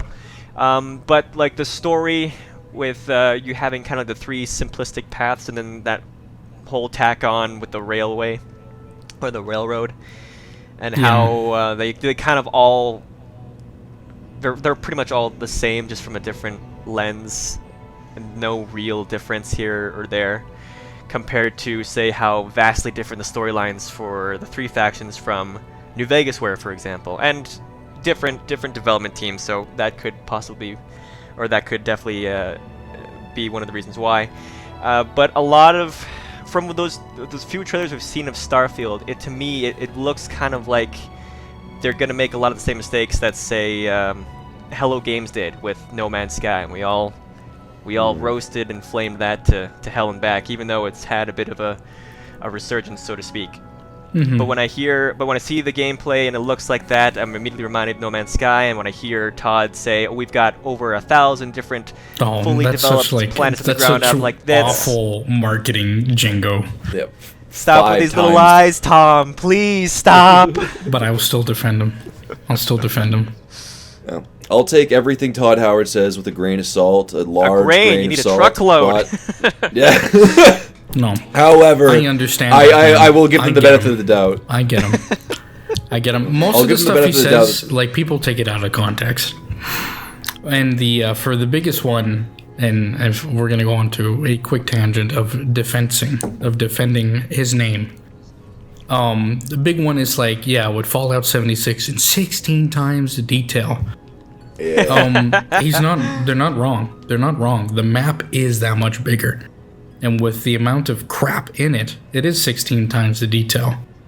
But it's one of those where, like, yeah, we think it as it's like graphical fidelity and like that kind of stuff. That's what we think of 16 times the detail.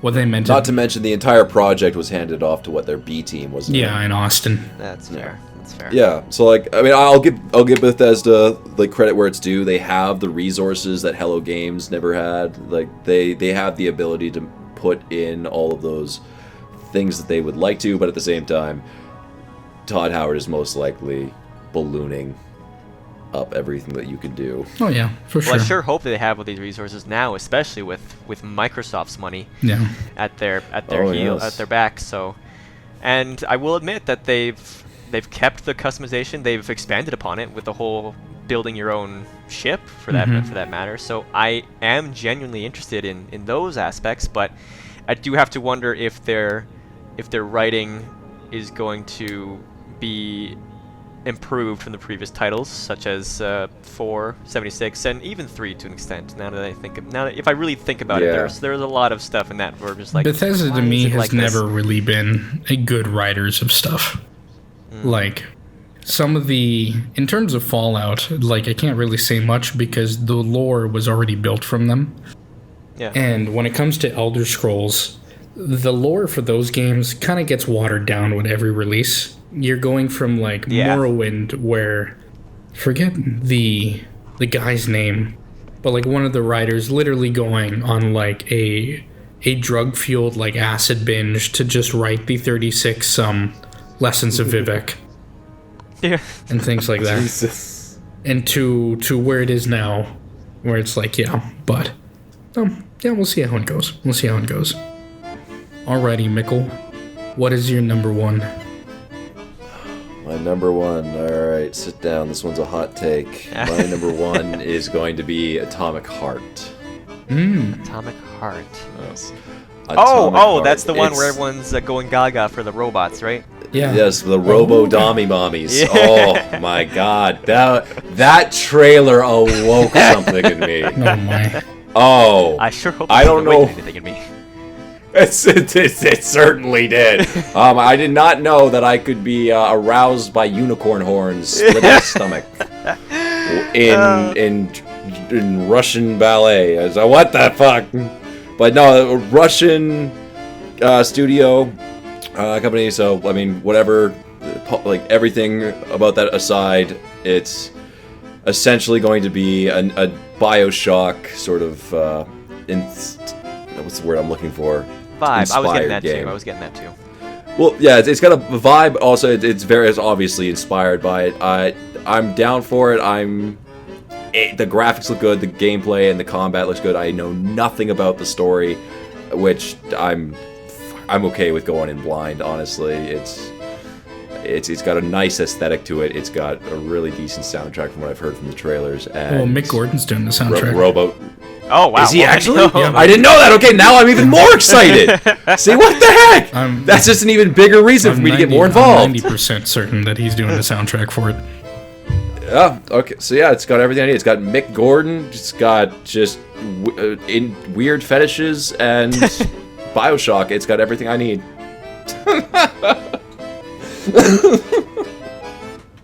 Oh, you guys got really silent there. I feel judged. Oh, no, I'm just looking up to find out if he's doing the soundtrack. I'm 90% certain. We've gotta confirm this. Music. At Munfish, we are very particular about the sound. The music and sound in Atomic Heart is one of the extreme importance. We think so not only because we used to consider ourselves serious audiophiles. Of course, it's still true, but we are more convinced that the sound and music make up for half of the whole vibe of the game, half of every impression, half of all the emotions that the players experience while playing the game. This is half the success to any creative idea. Yada yada yada. Yeah, cool. It's also no secret that we are working with Mick Gordon, a legend of the game industry, a famous Australian composer who created the ambient sound for Doom.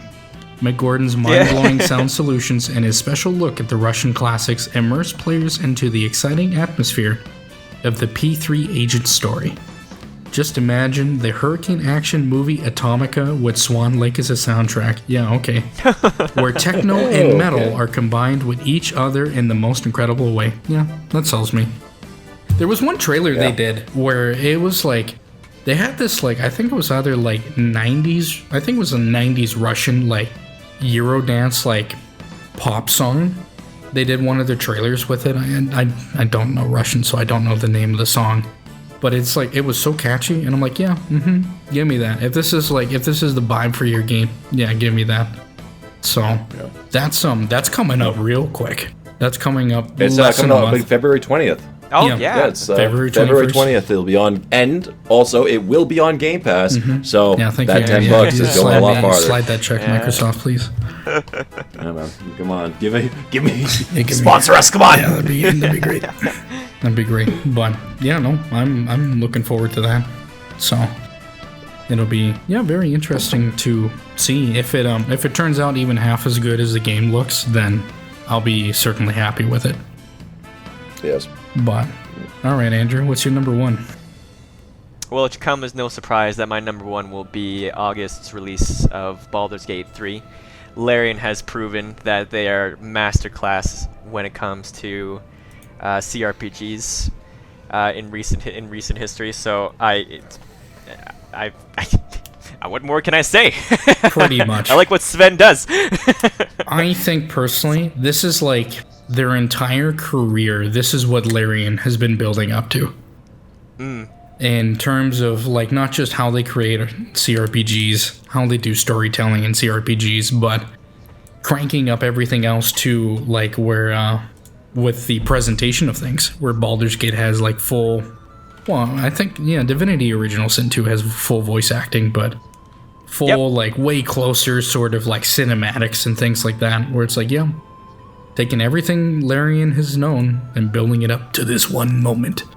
And honestly, if there is anybody that has the mantle to take up that so storied Baldur's Gate series, it's definitely Larian.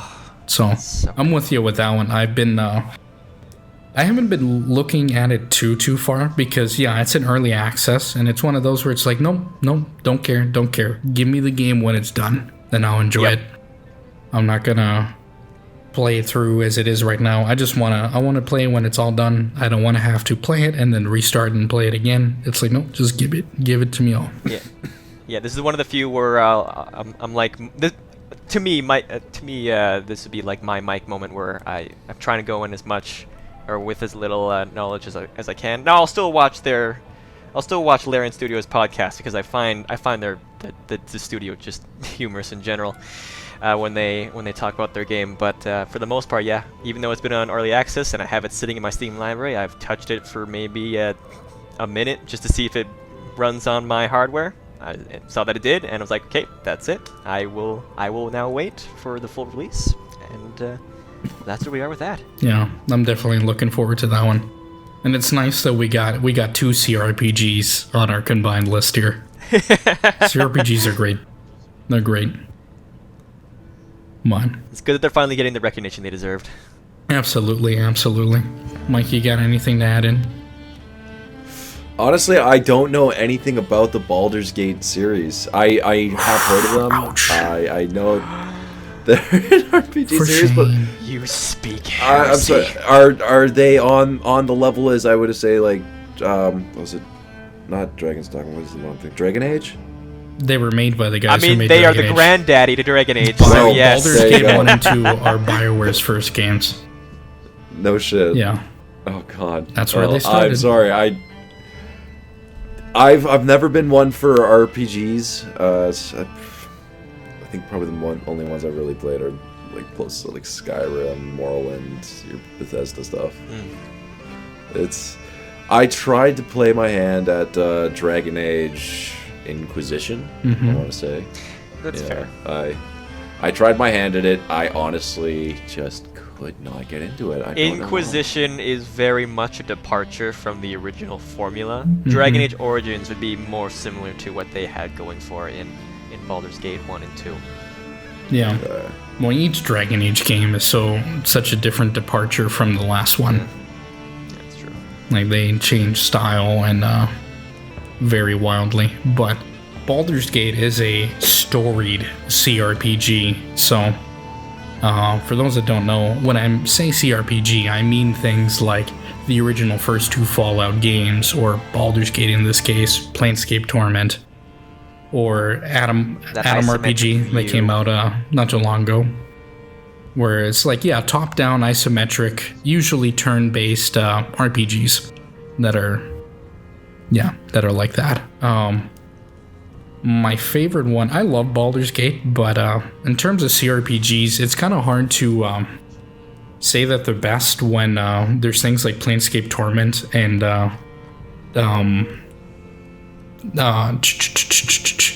come on, man, it's right on my of Steamworks and Magicka Obscura, Arcanum. There you go. Ooh, Arcanum. Even though Arcanum's buggy as hell, it's got that troika. It's got that troika magic that just is lost to us. But oh well, it is what it is. So anyway, on to my number one, I guess. Here we go. So my number one, and if people know me, they knew this was gonna be it. My most anticipated game that I know is not coming out anytime soon. It's going to be a couple years till this one comes out, but I am so ready to jump back into this world and experience it all over again. Is the next Mass Effect game.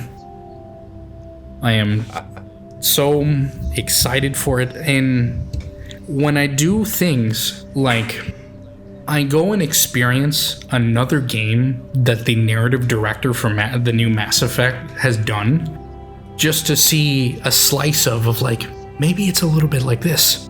If I see what the story is like in this game, maybe I'll get into that. And that game was Guardians of the Galaxy. The narrative director for the next Mass Effect is Mary DeMarro. And she's done the narrative direction for Deus Ex Human Revolution and Mankind Divided, and depending what you got to say about Mankind Divided, the one issue the game did not have was the narrative, because the narrative was great in it. It was just kind of, let's just say, had a little bit too much cut off from the top, but well, that's a Square Enix thing. That's a Square Enix thing, exactly. And Guardians of the Galaxy is a much more, it's not Mass Effect, but it is that sort of like sci-fi kind of space opera stuff, but more importantly has a squad of characters that are all unique and interesting and have their own narrative. And she did such a good job on the narrative of that game that it's really a shame that that Guardians game has this like shadow of like, oh yeah, it was developed after Marvel's Avengers, and it's like, no, shut up. It's got nothing to do with that game. It is completely different. Do not poo-poo that game just because it's a Marvel game. And I'm one of those guys that's like, I've kind of pieced off away from Cape Shish for the last little while, because it's like, yeah, I had enough. After Endgame, it's like, yeah, okay, cool. Let me go to sleep. But this one made me love that kind of stuff all over again. It has such a great soundtrack. It has such a great such great characters, and the character dynamics that they're kind of jumping between each other, how Star-Lord relates to the other characters and all their struggles. It's a game that's like, it's one of those where it's like, damn, you would have told me that I would have been like teary-eyed at a freaking Guardians game. I would have said like, no, you're stupid, get out of here. I was. There's moments in that game that's like, damn, that hit me hard. And if that's the kind of quality of writing that this lady does, and she's bringing it to Mass Effect, I have full confidence that this is going to be, at least in the writing sense, will be a good game. So, that is, that's my most anticipated. I'm always looking forward to it. I'm looking for new information. I'm just ravenous to eat it up. And so, hopefully the new Dragon Age comes out this year. And while I'm not super excited for that one, right. I'm still gonna play that damn game. But, and the Mass Effect shouldn't be that far off later. If not, then it'll give me an excuse to come visit Canada again and go to Edmonton with Andrew and Mike, and we'll go and point at the BioWare building menacingly. That's right. We'll pay our respects. Yeah, go pay our respects. But, so yeah, that's our like top, I guess 15 now. Now that we have 3 of us here, it's the top 15 games that we're all kind of looking forward to in the future. If there's any that you fellas out there in the audience are interested of, maybe, I don't know, put them down the subscription, subscribe, like, comment, hit that bell. No, please don't do that. Don't do that.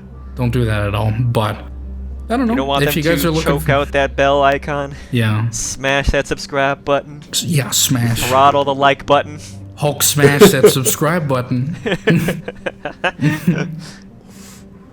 But no, if there's anybody out there in the audience, if you got anything interesting, yeah, I'd love to hear it. We'd probably love to hear it. But now it comes into the next part of our discussion, and the final one. No, well, not the final one, but our penultimate one, which is gaming hypotheticals or dream games that we would love to think about. These are not necessarily, these games are like games that are not, maybe they're not announced, but you are sure that maybe they could be out there. Or games that are just like, you know what? I just want to see them. I just want to see them. And so, with that, let's let our dreams run wild with Mike. Let's start off with you. God. Well, all of this talk with Bethesda and all this, it's giving me a bit of a nostalgia boner for a really good Fallout game, New Vegas, and I would love to see either a bit of either a remake or a true to form sequel to that game with the original crew from Obsidian brought back. But I don't think that will ever happen. But I think if there's ever a game that requires a sequel, it is the Battle of Hoover Dam that existed between whatever you chose, NCR, Legion, or Mr. House, or just decided to say, screw it, let's make this a libertarian, well, I don't know what we would call it, utopia. I side with Yes Man. Yeah, Yes Man. Yeah. That was pretty dumb. Or the Kings. Yeah, I would gladly Kings. side with the Kings. Yeah, for sure. Gee, The thanks boomers. for getting my cyborg dog that's Rexy. from the ski lodge. Oh boy, Rexy, look at how you doing. Yeah. No. That was just everything about that game. So good. Oh no, of course. We want that, but more. And isn't that true for everything? But Oh yes. It was chock full of everything that the original Fallout games were, just so wacky and crazy. You had the super mutant, I guess spoilers for everyone, the super mutant little sanctuary up in the mountains. The doctors being Jacobstown. Enclave soldiers. Yeah, Jacob's the doctor game- was secretly an the game Enclave is soldier. This game is, I think, over 10 years old. It's okay to spoil things now. Yeah. People had a chance. That's It fair. is, yeah, If it's you haven't played it at 12 this years point, it's old on now. you. Yeah. 13 years old gonna be this year, I think. So yeah, if you haven't played that game, hurts. shame on you. Vile piece I think of honestly filth. a true to form like sequel that plays off of your choices from the original game. I'm not saying bring back the courier, but maybe play off of the consequences of his actions in the first game and have a sequel to that. I think that would be a very that would go very well. I think you'd sell a lot of copies if you did that. For sure. Oh yeah. Now, usually we go to Andrew, but because my pick is not certainly in line with this one, it's very much related. But one, before going to that, I think not maybe necessarily a sequel to Fallout New Vegas, but I do think Obsidian is definitely going to get the license to do it at the end, because we have to remind ourselves, Microsoft owns all those companies now.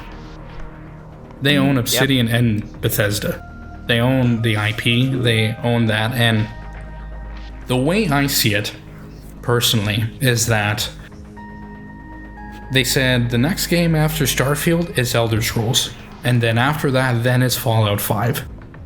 And the thought on everybody's back of our minds is like, ain't nobody want to wait 15 damn years for the next Fallout game.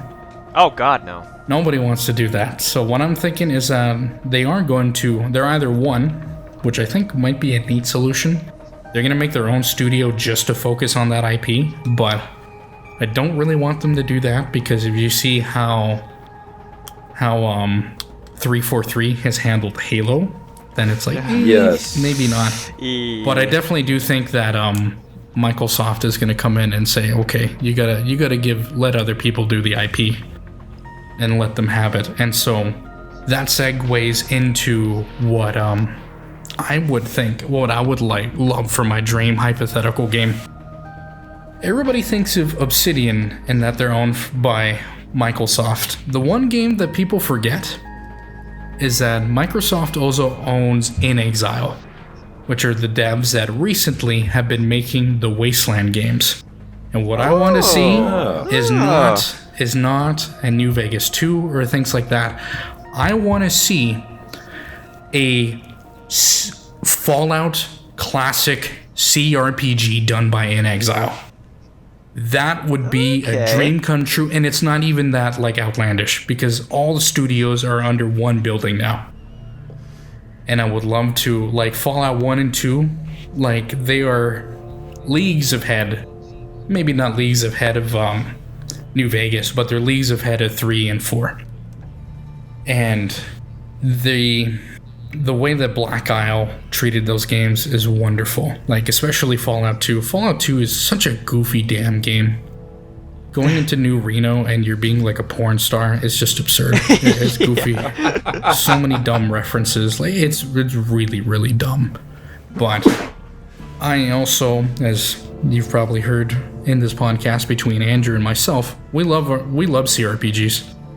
We love them to hell and back, and I would love to see, now that they're all on one roof, it doesn't even have to be in the same style. Like, if you make it brand new and it's got Baldur's Gate 3-esque graphics, I think it'd be so cool. It'd be so cool to see a Fallout game, even if it isn't a huge RPG, just a limited experience. I think it'd be so great. I'd love to go into that world again and take a look at it. But I don't know. Yeah, if you guys don't have anything, then yeah, we'll move on to Andrew. No, I've got nothing else to add. No, Mike? No, I certainly think people making by Wasteland, or the guys who designed Wasteland, making a Fallout title would be an interesting spin. Would be interesting. Most of the original. Or go ahead. Remind me, was the original Wasteland made by some of the developers from the original? They were Fallout, made. or were they Yeah, just inspired? it was made by the same guys.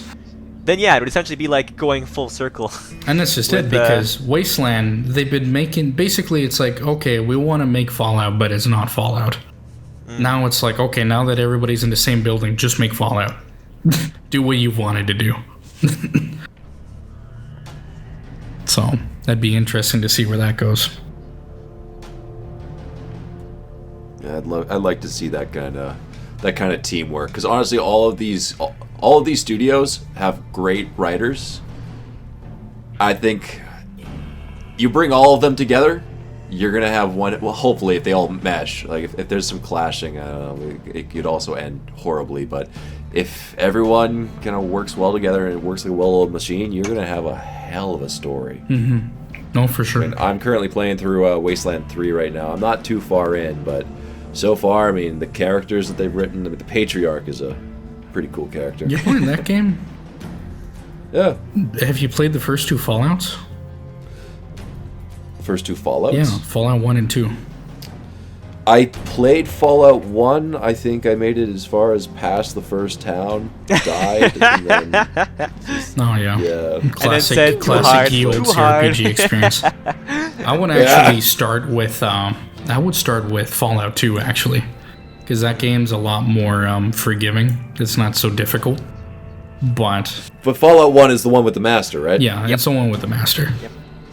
So that's the story that I'm more interested in. Like, I've heard he's an amazing villain. Oh, he is. I've seen some snippets of conversation between him and how you can kind of win by convincing him, to charisma checking him to basically just execute himself and his plans. Yeah. Like, That's right. That's why the Master's a sissy boy, because he'll just listen to what dumb shit you have to say. Unlike the more cool Chad Frank Horrigan, because he's surprised that you've made it this far, but you haven't met Frank Horrigan either. Your ride's over, beauty. Time to die. I love that scene so much. That scene's great. God damn. But anyway, Andrew, what is your first hypothetical or dream game? Well, I guess continuing on in the whole RPG bender that we've got going on, I would like to see an RPG maybe done by Owlcat or honestly just anything at this point, but in the Glorantha setting.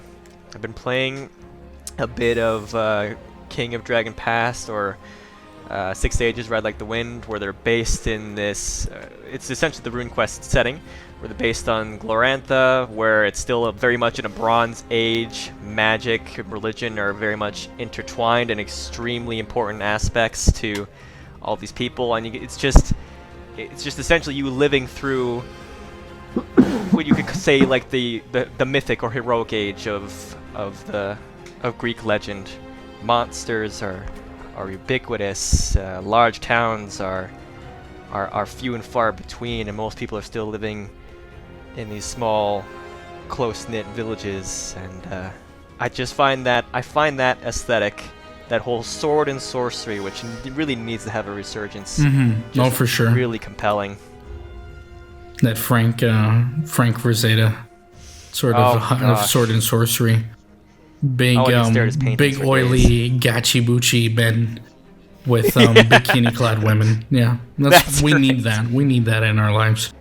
Need more of that. Need more Bronze Age exploration. Oh my God, we do need Bronze Age. Underrepresented. Oh no, for sure. That's interesting. I'll have to look up this. What's it called? Glorantha. Yeah. So Glorantha.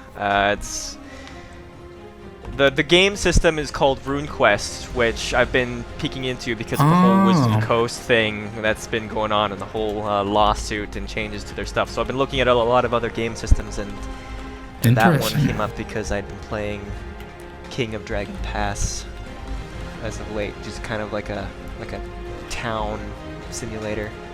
And that's set in the same universe? Yes, same universe. Okay. Damn, I'll definitely have to take a look into this. Anyways, if nobody's got anything else to say, we're going to move on to Mike. What's your other hypothetical? Well, less of a hypothetical, I guess, for this one, and more of just something I really wish had come to pass.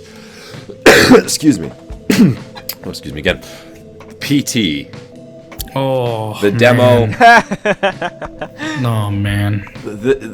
Like, in its own right, that demo was a walking horror simulator game in itself. It was done so right. Good. Done right. Even just something like that expanded upon and turned into a walking horror sim. I just want more of that. Multiple avenues, completely messing with my mind. And I'm too afraid to even that scene I remember playing where you're listening to the radio and it just immediately tells you don't turn around. And I froze.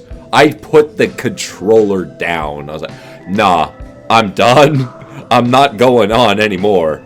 It was terrifying, that game. Demo. It was a demo.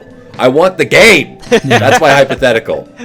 No, sadly, Bring back Hideo. yeah, I don't think that's ever gonna come to pass. Sadly, I don't This is us think calling so out either. Kojima. Make it happen.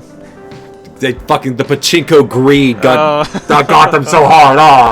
Konami, you fucked up. What have you done? oh my goodness. To be God, fair, it's though, crazy to think that there's consoles with that demo on there that go for hundreds, if not thousands. bajillions of dollars, yeah, like ridiculous. And it hurts me so much more that like I had it and then I deleted it because I didn't know that like all that stuff was gonna happen, and I'm like, damn.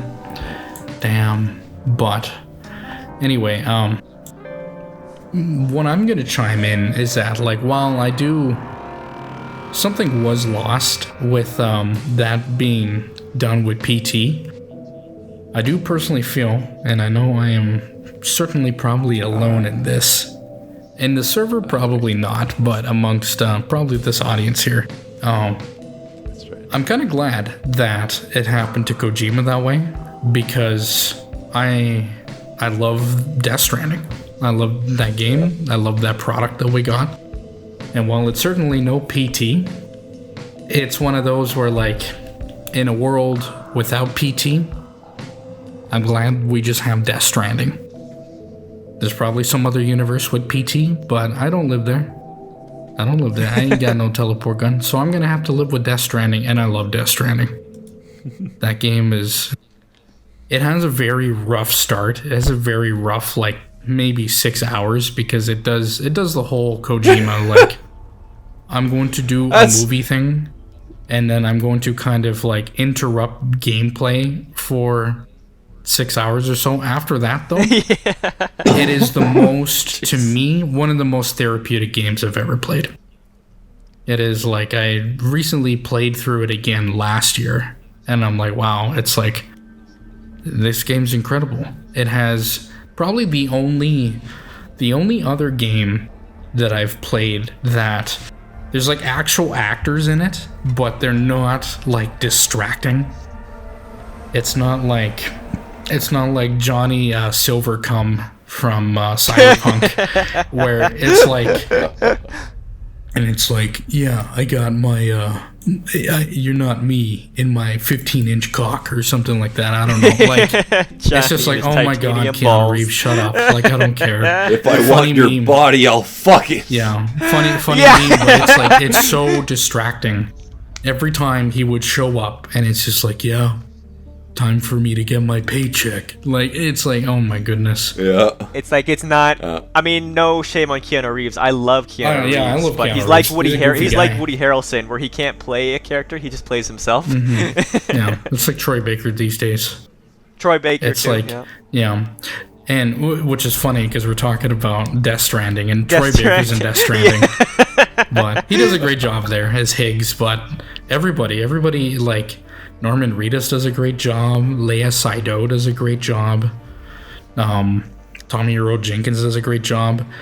My favorite, the self-insert. Everybody else out there, they have their Ryan Goslings, or their like Christian Bale in American Psycho as like, oh, he's literally me. He's literally me. For real. My literally me in Mads Mikkelsen is in Death Stranding. And every time he shows up, I say, oh my god, he's just like me. Oh my god, Tom, that's just you. For real, that's you. Yeah, it's for me. It's for real. Look at him, light up with smoke. He's so cool. He gets out of the goop. Oh, he's so cool. And he's like, where's my BB? BB. I love that game. I love explaining that game to people. I'm going in and saying, like, it's like, yeah, so like you're in this like post-apocalyptic world and you gotta like deliver packages, and then sometimes there's like ghosts, but you can't see the ghosts, so you gotta plug yourself into the baby. And they're like, what? What are you talking about? And I'm like, yeah, that's what I'm talking about. But I love that game. But yeah, it ain't no PT though. It's a different game. That trailer the trailer with Mads Mikkelsen where he shows up with surrounded by like zombie World War II soldiers and just silently giving them hand signals to move up. That was some badass stuff. Oh, it's visually striking. It sticks with you. It's got Kojima's signature all over it, and it's he knows how to direct a scene. I'll give him that. But damn, does he take up all of that space with scenes? Yeah. Oh man, I remember playing Metal Gear Solid 2, and that game is basically a movie. Yeah. Oh my god. But you know what I'm gonna say?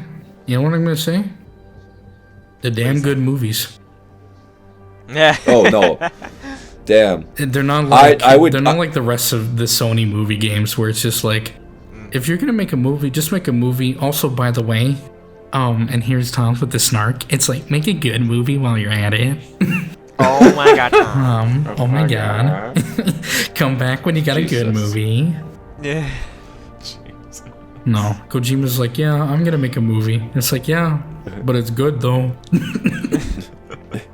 Kojima in 2001 just like, yo, I'm gonna make some like hard-hitting political topics in like 20 years too fucking early. Yeah. It's like, oh god. You won't get it, but your kids are gonna love this one. Yeah. Exactly. Well, you did the same thing with Death Stranding. And the whole yeah? lockdown, everything, and literally having it all delivered to you. Yeah, that's Nice. crazy. Oh my god. Even at the Game Awards when he announced Death Stranding 2, he's like, yeah, I'm not gonna try to write the future anymore. Yeah. It's, the guy's a little too accurate. He's probably from the future. That's right. Yeah. He came from Police Knots. But I forgot he made that game. ancient that Kojima game. But Never played it, but I've seen so much gameplay of it. It looks so good. it's very neat. I haven't played it either though. But Maybe I'll stream it one day. perhaps go check out Beaver PI for that whenever he does that in 1,000 years. Yeah. Exactly when I get around to it. Yeah. But anyway, I'm gonna skip myself and go back to Andrew. What's your other hypothetical? Well, before I continue with my hypothetical, this whole talk about Kojima led me thinking about Metal Gear, which led me to thinking about giant robots, which led me to about thinking to Armored Core. I'm surprised you didn't mention Armored Core as one of your anticipated stuff there, Tom. I forgot about it. Gotcha. I forgot about it. And to cope and what do the kids say? Save my skin in this one. Save my foreskin on this one. I'm gonna say that I didn't like Elden Ring at all.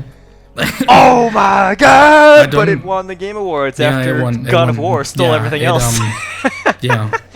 It got God of Chad and God of Kino. Yeah, it got flubbed at the Game Awards. It got flubbed. It really didn't, but if I don't know, I'm really excited for Armored Core 6, but at the same time I am going into it with a more sort of grounded expectations for it, because seeing what they've done for the last ever, there's like a part of me that's like, I don't want any of the Soulsborne sort of like gameplay to leak into it. Armored Core is its own thing, and it needs to be its own thing. And Armored Core came from an era when From Software made so much cool stuff. There's like, everybody just thinks of them as like, oh yeah, the studio that pumps out Dark Souls and Bloodborne and things like that.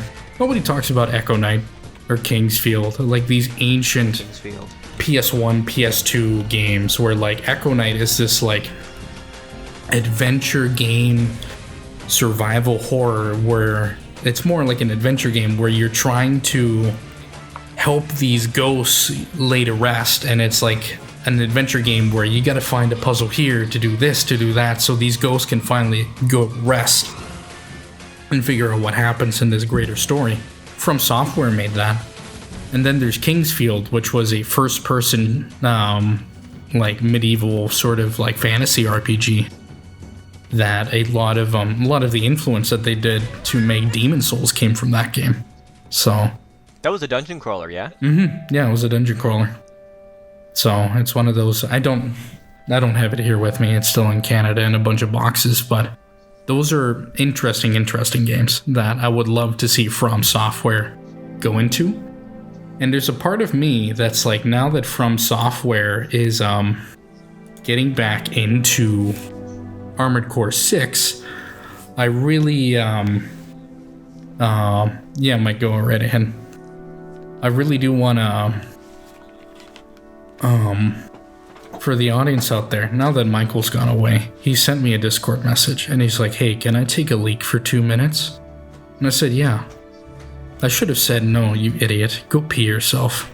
Yeah. Go urinate all over yourself, you filthy animal. And don't tell Michael we were talking about this. But anyway. No, of course. Back to Armored Core 6.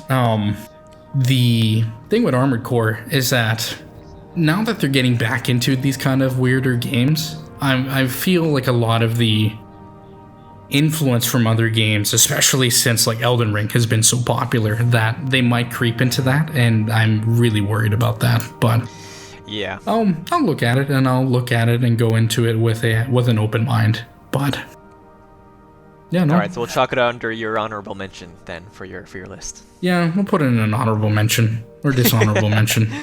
Dishonorable mention. Come on. Anyways, you go ahead, Andrew.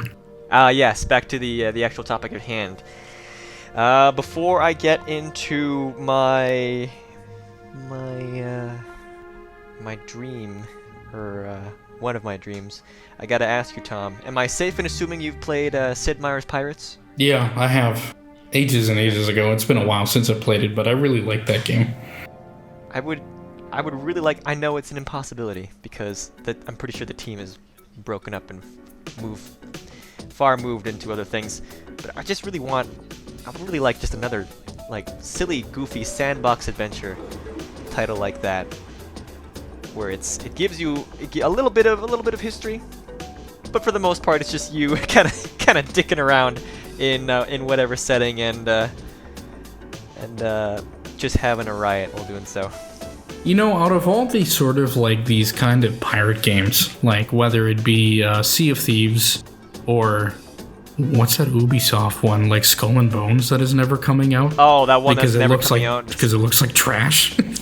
Well, I mean, like it was garbage. supposed to be them marketing off of Assassin's Creed 4's pirate thing. That's like, so we're true. gonna make a standalone of that. That's so but true. They didn't do it. I mean, they didn't do it. They didn't release it. A game that should have came out a year or two after that game. Yeah, it's been like I don't know, been a million years since Black Flag.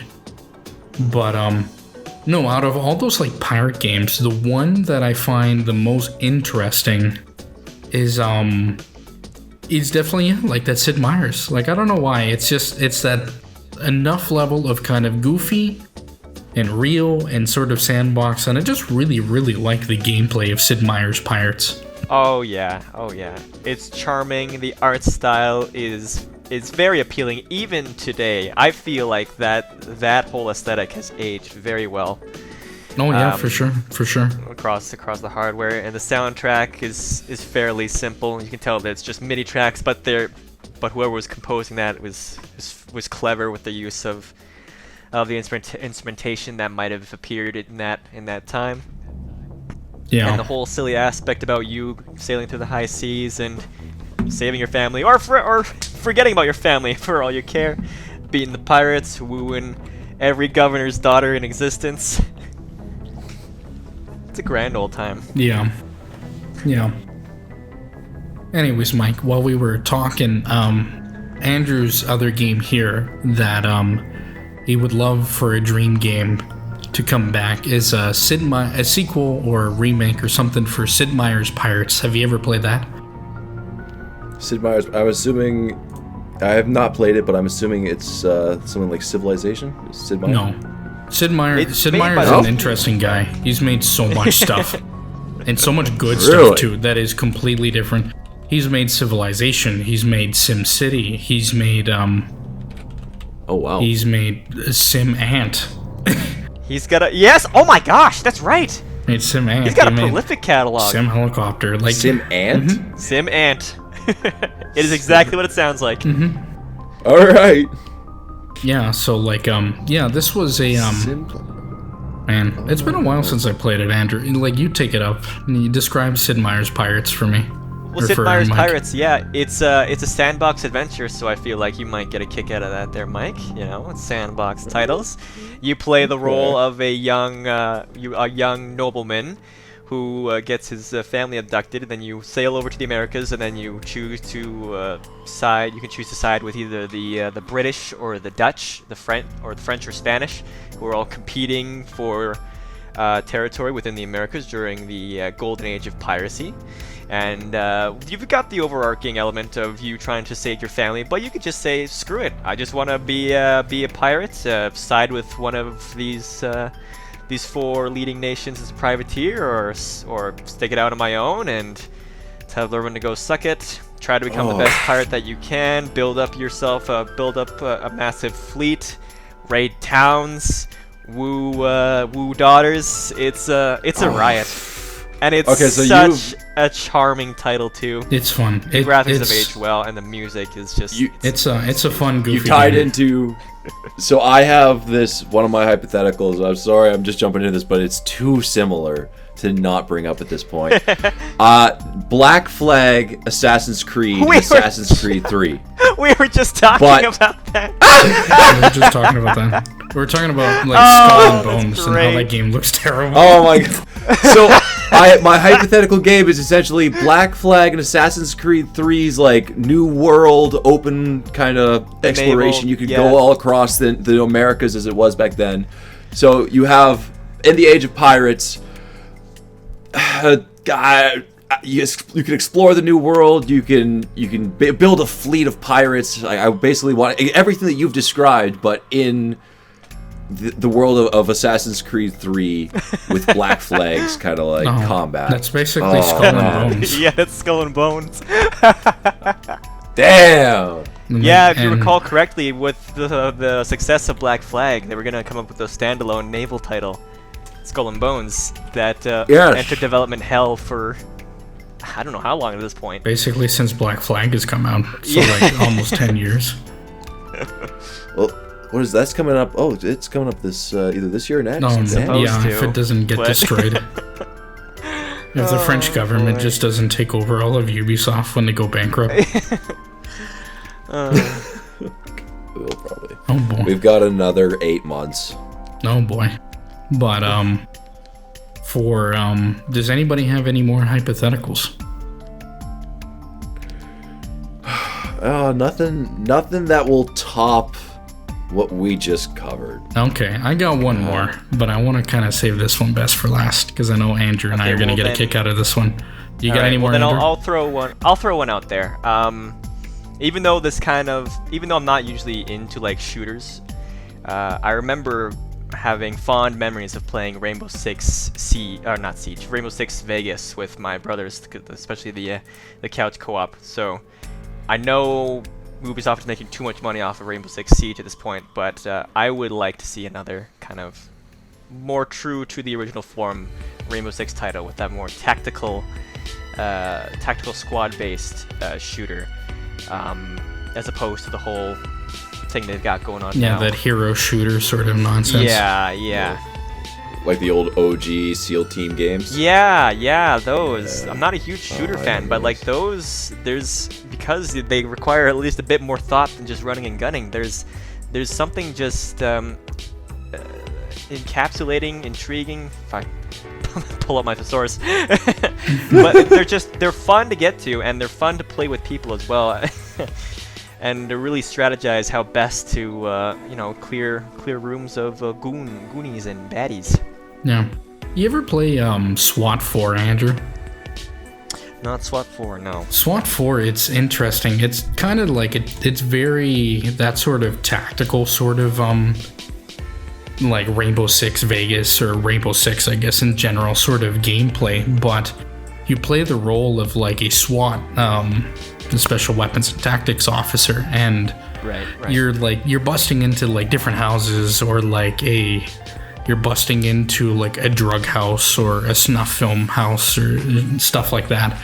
But there's these very complex like rules of engagement and like how do you breach into a place, how like, you know, when you get into an area, like how do you take somebody down, you gotta arrest them, you gotta like deal with your squad, and you gotta make sure that almost nobody dies, because it's like it's important to whether you succeed or fail in the mission. And it's a very, if you like those Rainbow Six games, you might really enjoy that one. SWAT 4, it's kind of an older game, but it still holds up really well. A spiritual successor to it is called Ready or Not. That's still in development, I think. Seen Ready or Not. Yes. Yeah, that's in, I think it's in early access right now, but that's sort of a spiritual successor to that. But, yeah, we don't have any more. The Mike, only no one more for I've you? got that might be worth any mention would be I would like to see just one more Titanfall game. Yep. Oh boy. Oh, speaking of Andrew, we're playing through that again right now. Oh yeah. Yeah, like Koiv, Bones, and a bunch of other to the audience. These are people that are in the server, but a lot of the people are picking up that game again. So. Oh, good. Yeah, we're playing through. That's one of those games that, like every couple months I go back and I play the multiplayer, and it's just like, oh, I die in the inside. You have yourself a good cry. I die in the inside because it's so good. It is so good. The campaign for that is so good. Considering like the last mission with the sear pistol. Mm-hmm. Oh man. Oh man, and fighting Viper and that last sequence, and it's like little hints of like, you know, I bet Respawn could do a Mobile Suit Gundam game and do it justice. Oh yes, yeah, absolutely. Like, just that little bit, and it's like, oh. But yeah, it'll be a while until we get another Titanfall, because they're making 10 times, bajillion times the money in Apex, and as well, they're basically the EA studio handling Star Wars now. Because, like, they're doing... Oh, no kidding. Well, they're doing Fallen Order, right? And so... Or not Fallen Order, Jedi Survivor. And on top of that, they're also developing a Star Wars FPS that might be something like... I think it's rumors that they said it might be like a Jedi Knight sort of thing, which is like, okay, gimme. Oh, whatever happened to that Star Wars game that got teased with like a really cool cinematic trailer that showed us absolutely nothing about gameplay, just showed us this world and a bunch of monks banging on drums. That Eclipse? And like, yes. That game, it just got announced, and that studio, I forget the name of the studio, Quantic Dream? They did something like that? Yeah, they did Detroit, Beyond Human and Beyond Two Souls and all that. Yeah. And Heavy Rain and Indigo Prophecy. But no, that game, they've been in notorious like development hell with that game. So I think they're still trying to look for investors. It's one of those where like they announced it, but I have no idea when that game's going to come out. Same with the Knights of the Old Republic remake. Like, that game got, the guys who were developing that, they got that taken away from them. Now it's a completely different team developing the Knights of the Old Republic remake. So, I don't know when that's coming out. But, and then the other game that Respawn, which is surprising to me, is also doing, that is a Star Wars game, is a Star Wars strategy game. And I'm like, I have no idea how Respawn is going to do that, but I would love to see another Star Wars strategy game.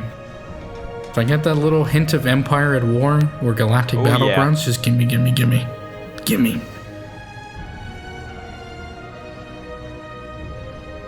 Okay, now I'm going to say this last one. This is the last hypothetical for tonight, because it's going to blow everybody's mind, because it's going to be incredible. I'm going to say 3 words. 3 words, and it's a hypothetical that I think is very hypothetical, and I wouldn't be surprised if it's announced in the next year or a couple of years. But I'm gonna say 3 words: Persona 3 remake. Persona 3 remake. There is no other game in my mind at the moment that not necessarily needs, but let's be real, needs a remake. Yeah. needs. Yeah. Like, it jumped into my mind again, playing through this P3P port on PC and knowing that FATLUS did nothing. Just absolutely nothing. No quality of life improvements, no and changes. The problem with that, too, is that unlike Persona 5 Royal or Persona 4 Golden, for Persona 3, there is no definitive version of that game. There really isn't. Because you have Persona 3 FES, Festival for short, and Persona 3P, or P3 Portable. And they all have a lot of the same features. None of them have all the features. There's no definitive version of that game. If you want to play a Persona game that has a female protagonist and has a bunch of different songs added to the soundtrack, all of which are bangers, then different social links too. Yeah, and different social links as well. Then you got to go for Persona 3 Portable. But if you want, 3D cutscenes. If you want the actual, like, animated FMV cutscenes. Oh, yeah. If you want that stuff, you gotta go play Persona 3 FES. If you want to play The Answer, the epilogue to the story, you gotta play The Answer. But if you want to control your members and your party, Persona 3 Portable. There's no definitive version. There's no definitive version that puts all of that together. And now that we've gotten to the point that we are with Persona 5 Royal, or just Persona 5 in general, Persona 3 is the thing that is going for it is the soundtrack and the narrative. Persona 3 to me has the best narrative out of all the Persona games.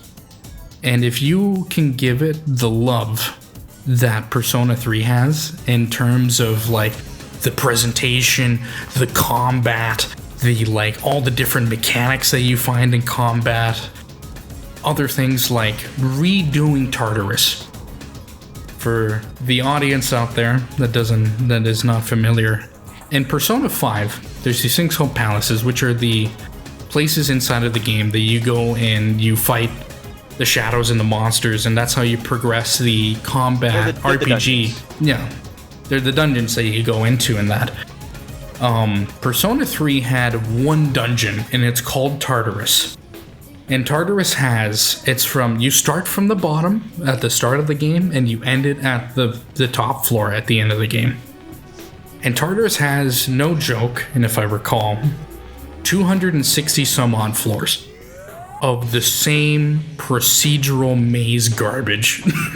Yeah. Genuine garbage. And it's one of those where you could still have it a tower in this remake, hypothetical remake, but you can make it more interesting. After playing through the palaces in 5, it's like, damn, I don't really want to go back to just procedural generated stuff. Yeah, and the big problem with that tower too is that you need to go through that tower to beat the game. Mm-hmm. My problem with that is that I fucking hated doing the tower. I didn't realize I needed to go to the tower to beat the game until, you're at the final stretch of the school year essentially. Oh, and you have to go through the entire tower. Yeah, and I essentially soft lock myself, because unless I'm willing to just slog through that, then I can't beat the game, and I won't be able to do any of the loose hanging social links that are still uncompleted. No, exactly. Exactly. I have very vivid memories of hanging out, I believe, at work, and asking Tom how his day was, and he's like, I have to go grind for 4 hours in this game because I need to beat it. No, exactly. It's like, damn, I forgot to do this. I focus on this social link instead of going to Tartarus during the dark hour. Time to do this for the next, 20 billion hours. No, and it's like, and while I love Persona 3, it is my favorite still out of all the Persona games. It's the one that sorely needs a remake.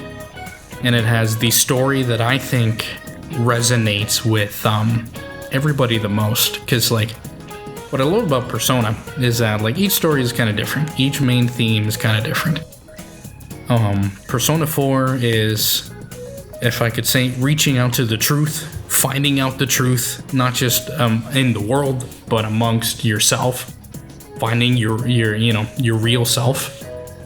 Persona 5 is definitely, it's about fighting against injustice, and instead of in a very kind of shammy way that like a lot of modern fighting against injustice, so to speak, can feel, Persona like through its narrative genuinely does feel like you're fighting through actual injustices.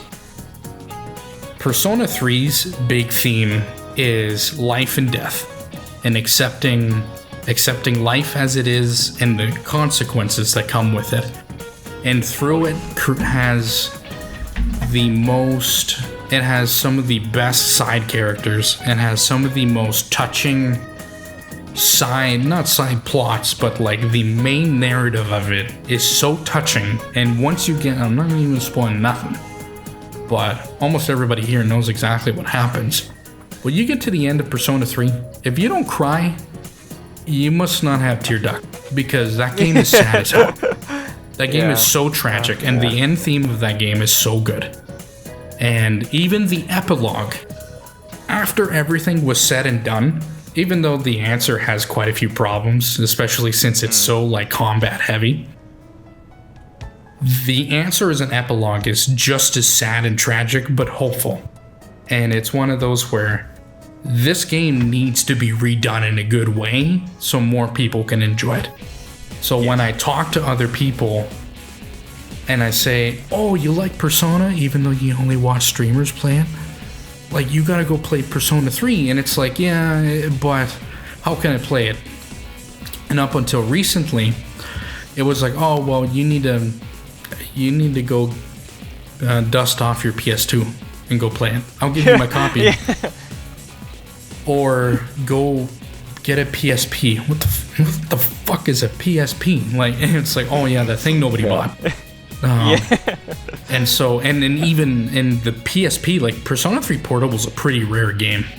Same thing, like even Persona 4 Golden on PS Vita is also supposedly pretty rare. But it's like, yeah, that was your options, and now you have options. You can play them on the Nintendo Switch. You can play Persona 3 on Xbox, which is wild. Or you can play it on PC, but it's Persona 3 Portable. And this, to me, in this day and age, with the other Persona games that have come after it, it's a poor showing and a poor showcase of a game that deserves better.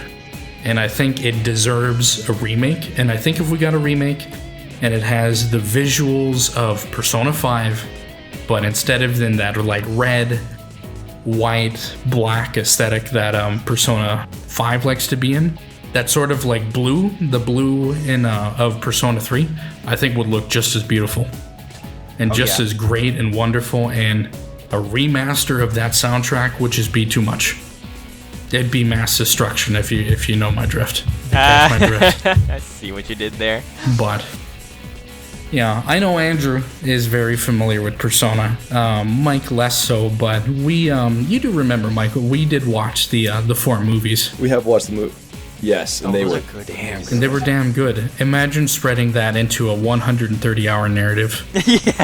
Like, well, that would be if I do more recall incredible. right, if I do remember right, the movies do stray from the game a bit, though, do they not? Yeah, in the sense that like they can't show everything. They can't cover. They can't. Yeah, you can't cover a 130-hour experience in just 4 movies of, I think, an hour and a half each. But even in doing so, and I've played Persona 3 a couple of times, they do a really good job of it. They do an exquisite job at it. So that is my hypothetical. And honestly, there's rumors, there's lots and lots of rumors that this might actually be a thing that's coming in the future. And I think out of all the Persona games, we don't talk about Persona 1 and 2 because Well, Persona 1 is trash. I played that game. That game's no good. It's poo-poo. I'm sorry, Persona 1 fans. But also, sorry, not sorry. There are none of you. Persona 2 is a much better game, especially because you get to fight Nyarlathotep. And when you fight Nyarlathotep, and he's like, oh, by the way, I'm not Nyarlathotep. I'm Adolf Hitler. Yeah, that's right. If any of you fellas out there have seen like the anime sort of VN splash art of Hitler smiling in sunglasses, that's from Persona 2. That's from Persona 2. So good. So that could also use a remake, but really what we want with Persona isn't Shin Megami Tensei. We want Persona. We want the social links. We want the soundtracks. We want all of that. And yeah, so I think it is high time that we got a Persona 3 remake. So I don't know, what do you guys think? Any remarks? I agree wholeheartedly. I don't know what more can be said about that. You've hit the If nail they on can the head right optimize there. it, What? if they can optimize it to the point where they make it that you don't have to grind, maybe I'll play it. Oh no! If you can play through Persona 4 Golden and you don't need to grind, and you can play through Persona 5 and you don't really need to grind. And they're also very forgiving with the social links. They're also especially the very- golden and royal versions too, which I love wholeheartedly. Because I remember back in the day, you essentially needed a guide to know how to maximize everything. And while I don't mind having like a Persona game where you can't do all the social links in one go, there is certainly a feeling that if you don't do all of them, you kind of miss out. So, in that sense, yeah, especially like Persona 3, because it's very specific on what you can and you can't do on certain days. So You're right. it's I think that game, ironically enough, goes through the days faster, I think, than Persona 4 or 5. If I There are recall. several instances where months will skip. Yeah. More so than Yeah, Persona 4 and 5. And in Persona 4 and 5, there's usually skips here or there when there's breaks in the Japanese school system, but like it's way more in Persona 3. No, for sure. But yeah, no, that's pretty much all I gotta say about it. You got anything, Mike? Not really. Persona has not really been my.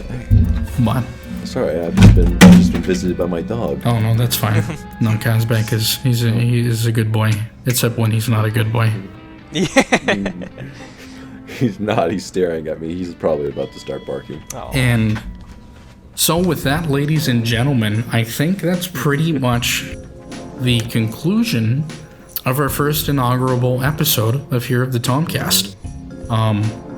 If you come this far and you've listened to us yap this entire time about nonsense, oh, I guess I forgot to mention, last one before we go, what's everybody playing lately? I know, we already know what you're playing. We don't need to torture the audience again with I stole this guy's kidneys again and I downloaded this mod. One, you've been playing anything? I've been playing not just that. I've been playing recently. I started playing Metal Gear Solid 5. Oh, daring today, aren't we? No. Oh boy. Started replaying through that. I've also been playing a little bit of the Forest with a buddy of mine. I've been seeing that. He also streams Dubious Platypus. So yeah, it's a pretty fun game. We're kind of figuring it out, but I enjoy the. You playing the Force multiplayer? Yeah. Oh, the Dad League. The AI in that Dad game. League. You're making the Dad League. It's the AI in that game is actually kind of interesting. They'll have some guys. They'll come out of nowhere. They'll just be looking at you, spotting around. They'll leave, then they'll come back with 5 more guys. It's absolutely terrifying. Oh, jeez. It's interesting, yeah. It's an interesting guys game. in horror. Out of all those like survival, like not survival horror games, but survival games that have horror elements, The Forest is definitely kind of it's kind of gets up there. Can be very spooky at night. I'm excited for the sequel. Apparently, coming out that's soon. true. That's true. Andrew, you been playing anything? I made mention of it earlier in our talk. I've been playing a bit of King of Dragon Pass and 6 Ages, Ride Like the Wind, as well as Glorantha Village Simulators. Been playing a little bit of Age of Fear, which is an indie kind of RPG tabletop strategy-esque game, so that's been on my radar as well. A little bit of a Symphony of War, which is kind of Fire Emblem-esque. Again, another indie studio. Divinity Original Sin 2, I've been playing that with a few friends. Tom, we've got to get on that at some point. Yeah, if I can find the time. Because I can't find the time. It'll be probably a weekend thing, but it's one of those where by the time you guys are probably ready to play, it's like 9 p.m. my time. It's fair enough. But if it's on a Saturday, we can do it. We could do it easy. Oh yeah, we can make that happen on Saturday. Anyway, go ahead. And then I've recently just booted up something that you gifted me over Christmas, the Avedon, the Black Fortress. Oh, enjoy that 130 hours. Enjoy that. That'll be a long. That's the most easy spiderweb software game to get into, and even then, it's still a little obtuse.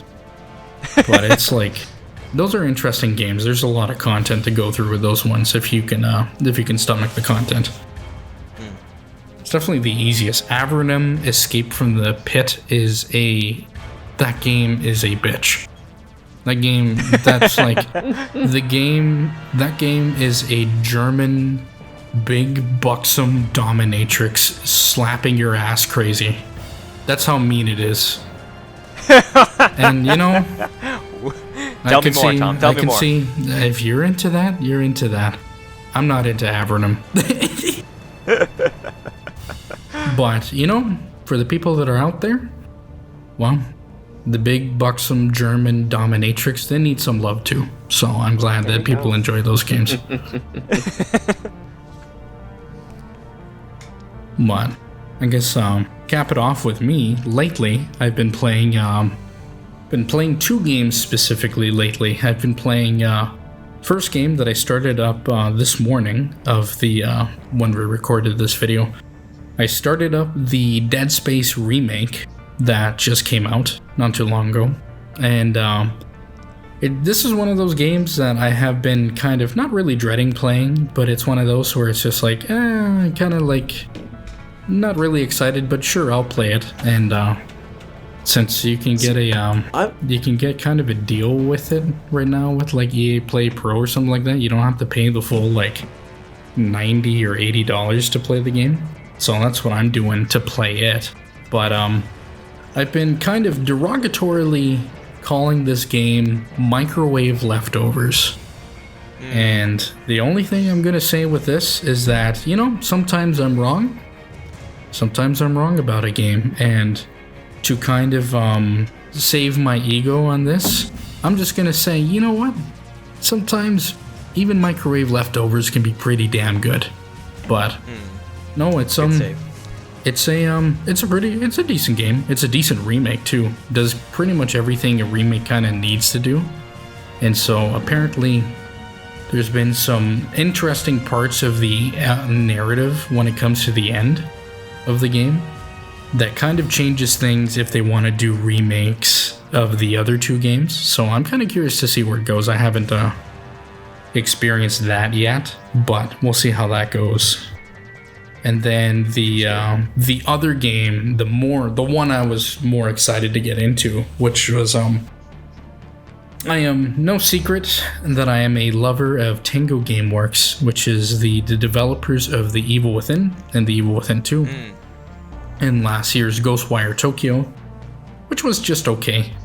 It was a lot of ideas were really neat in it, and then it throws like very Western, like open world sort of like mechanics, and it's like, okay.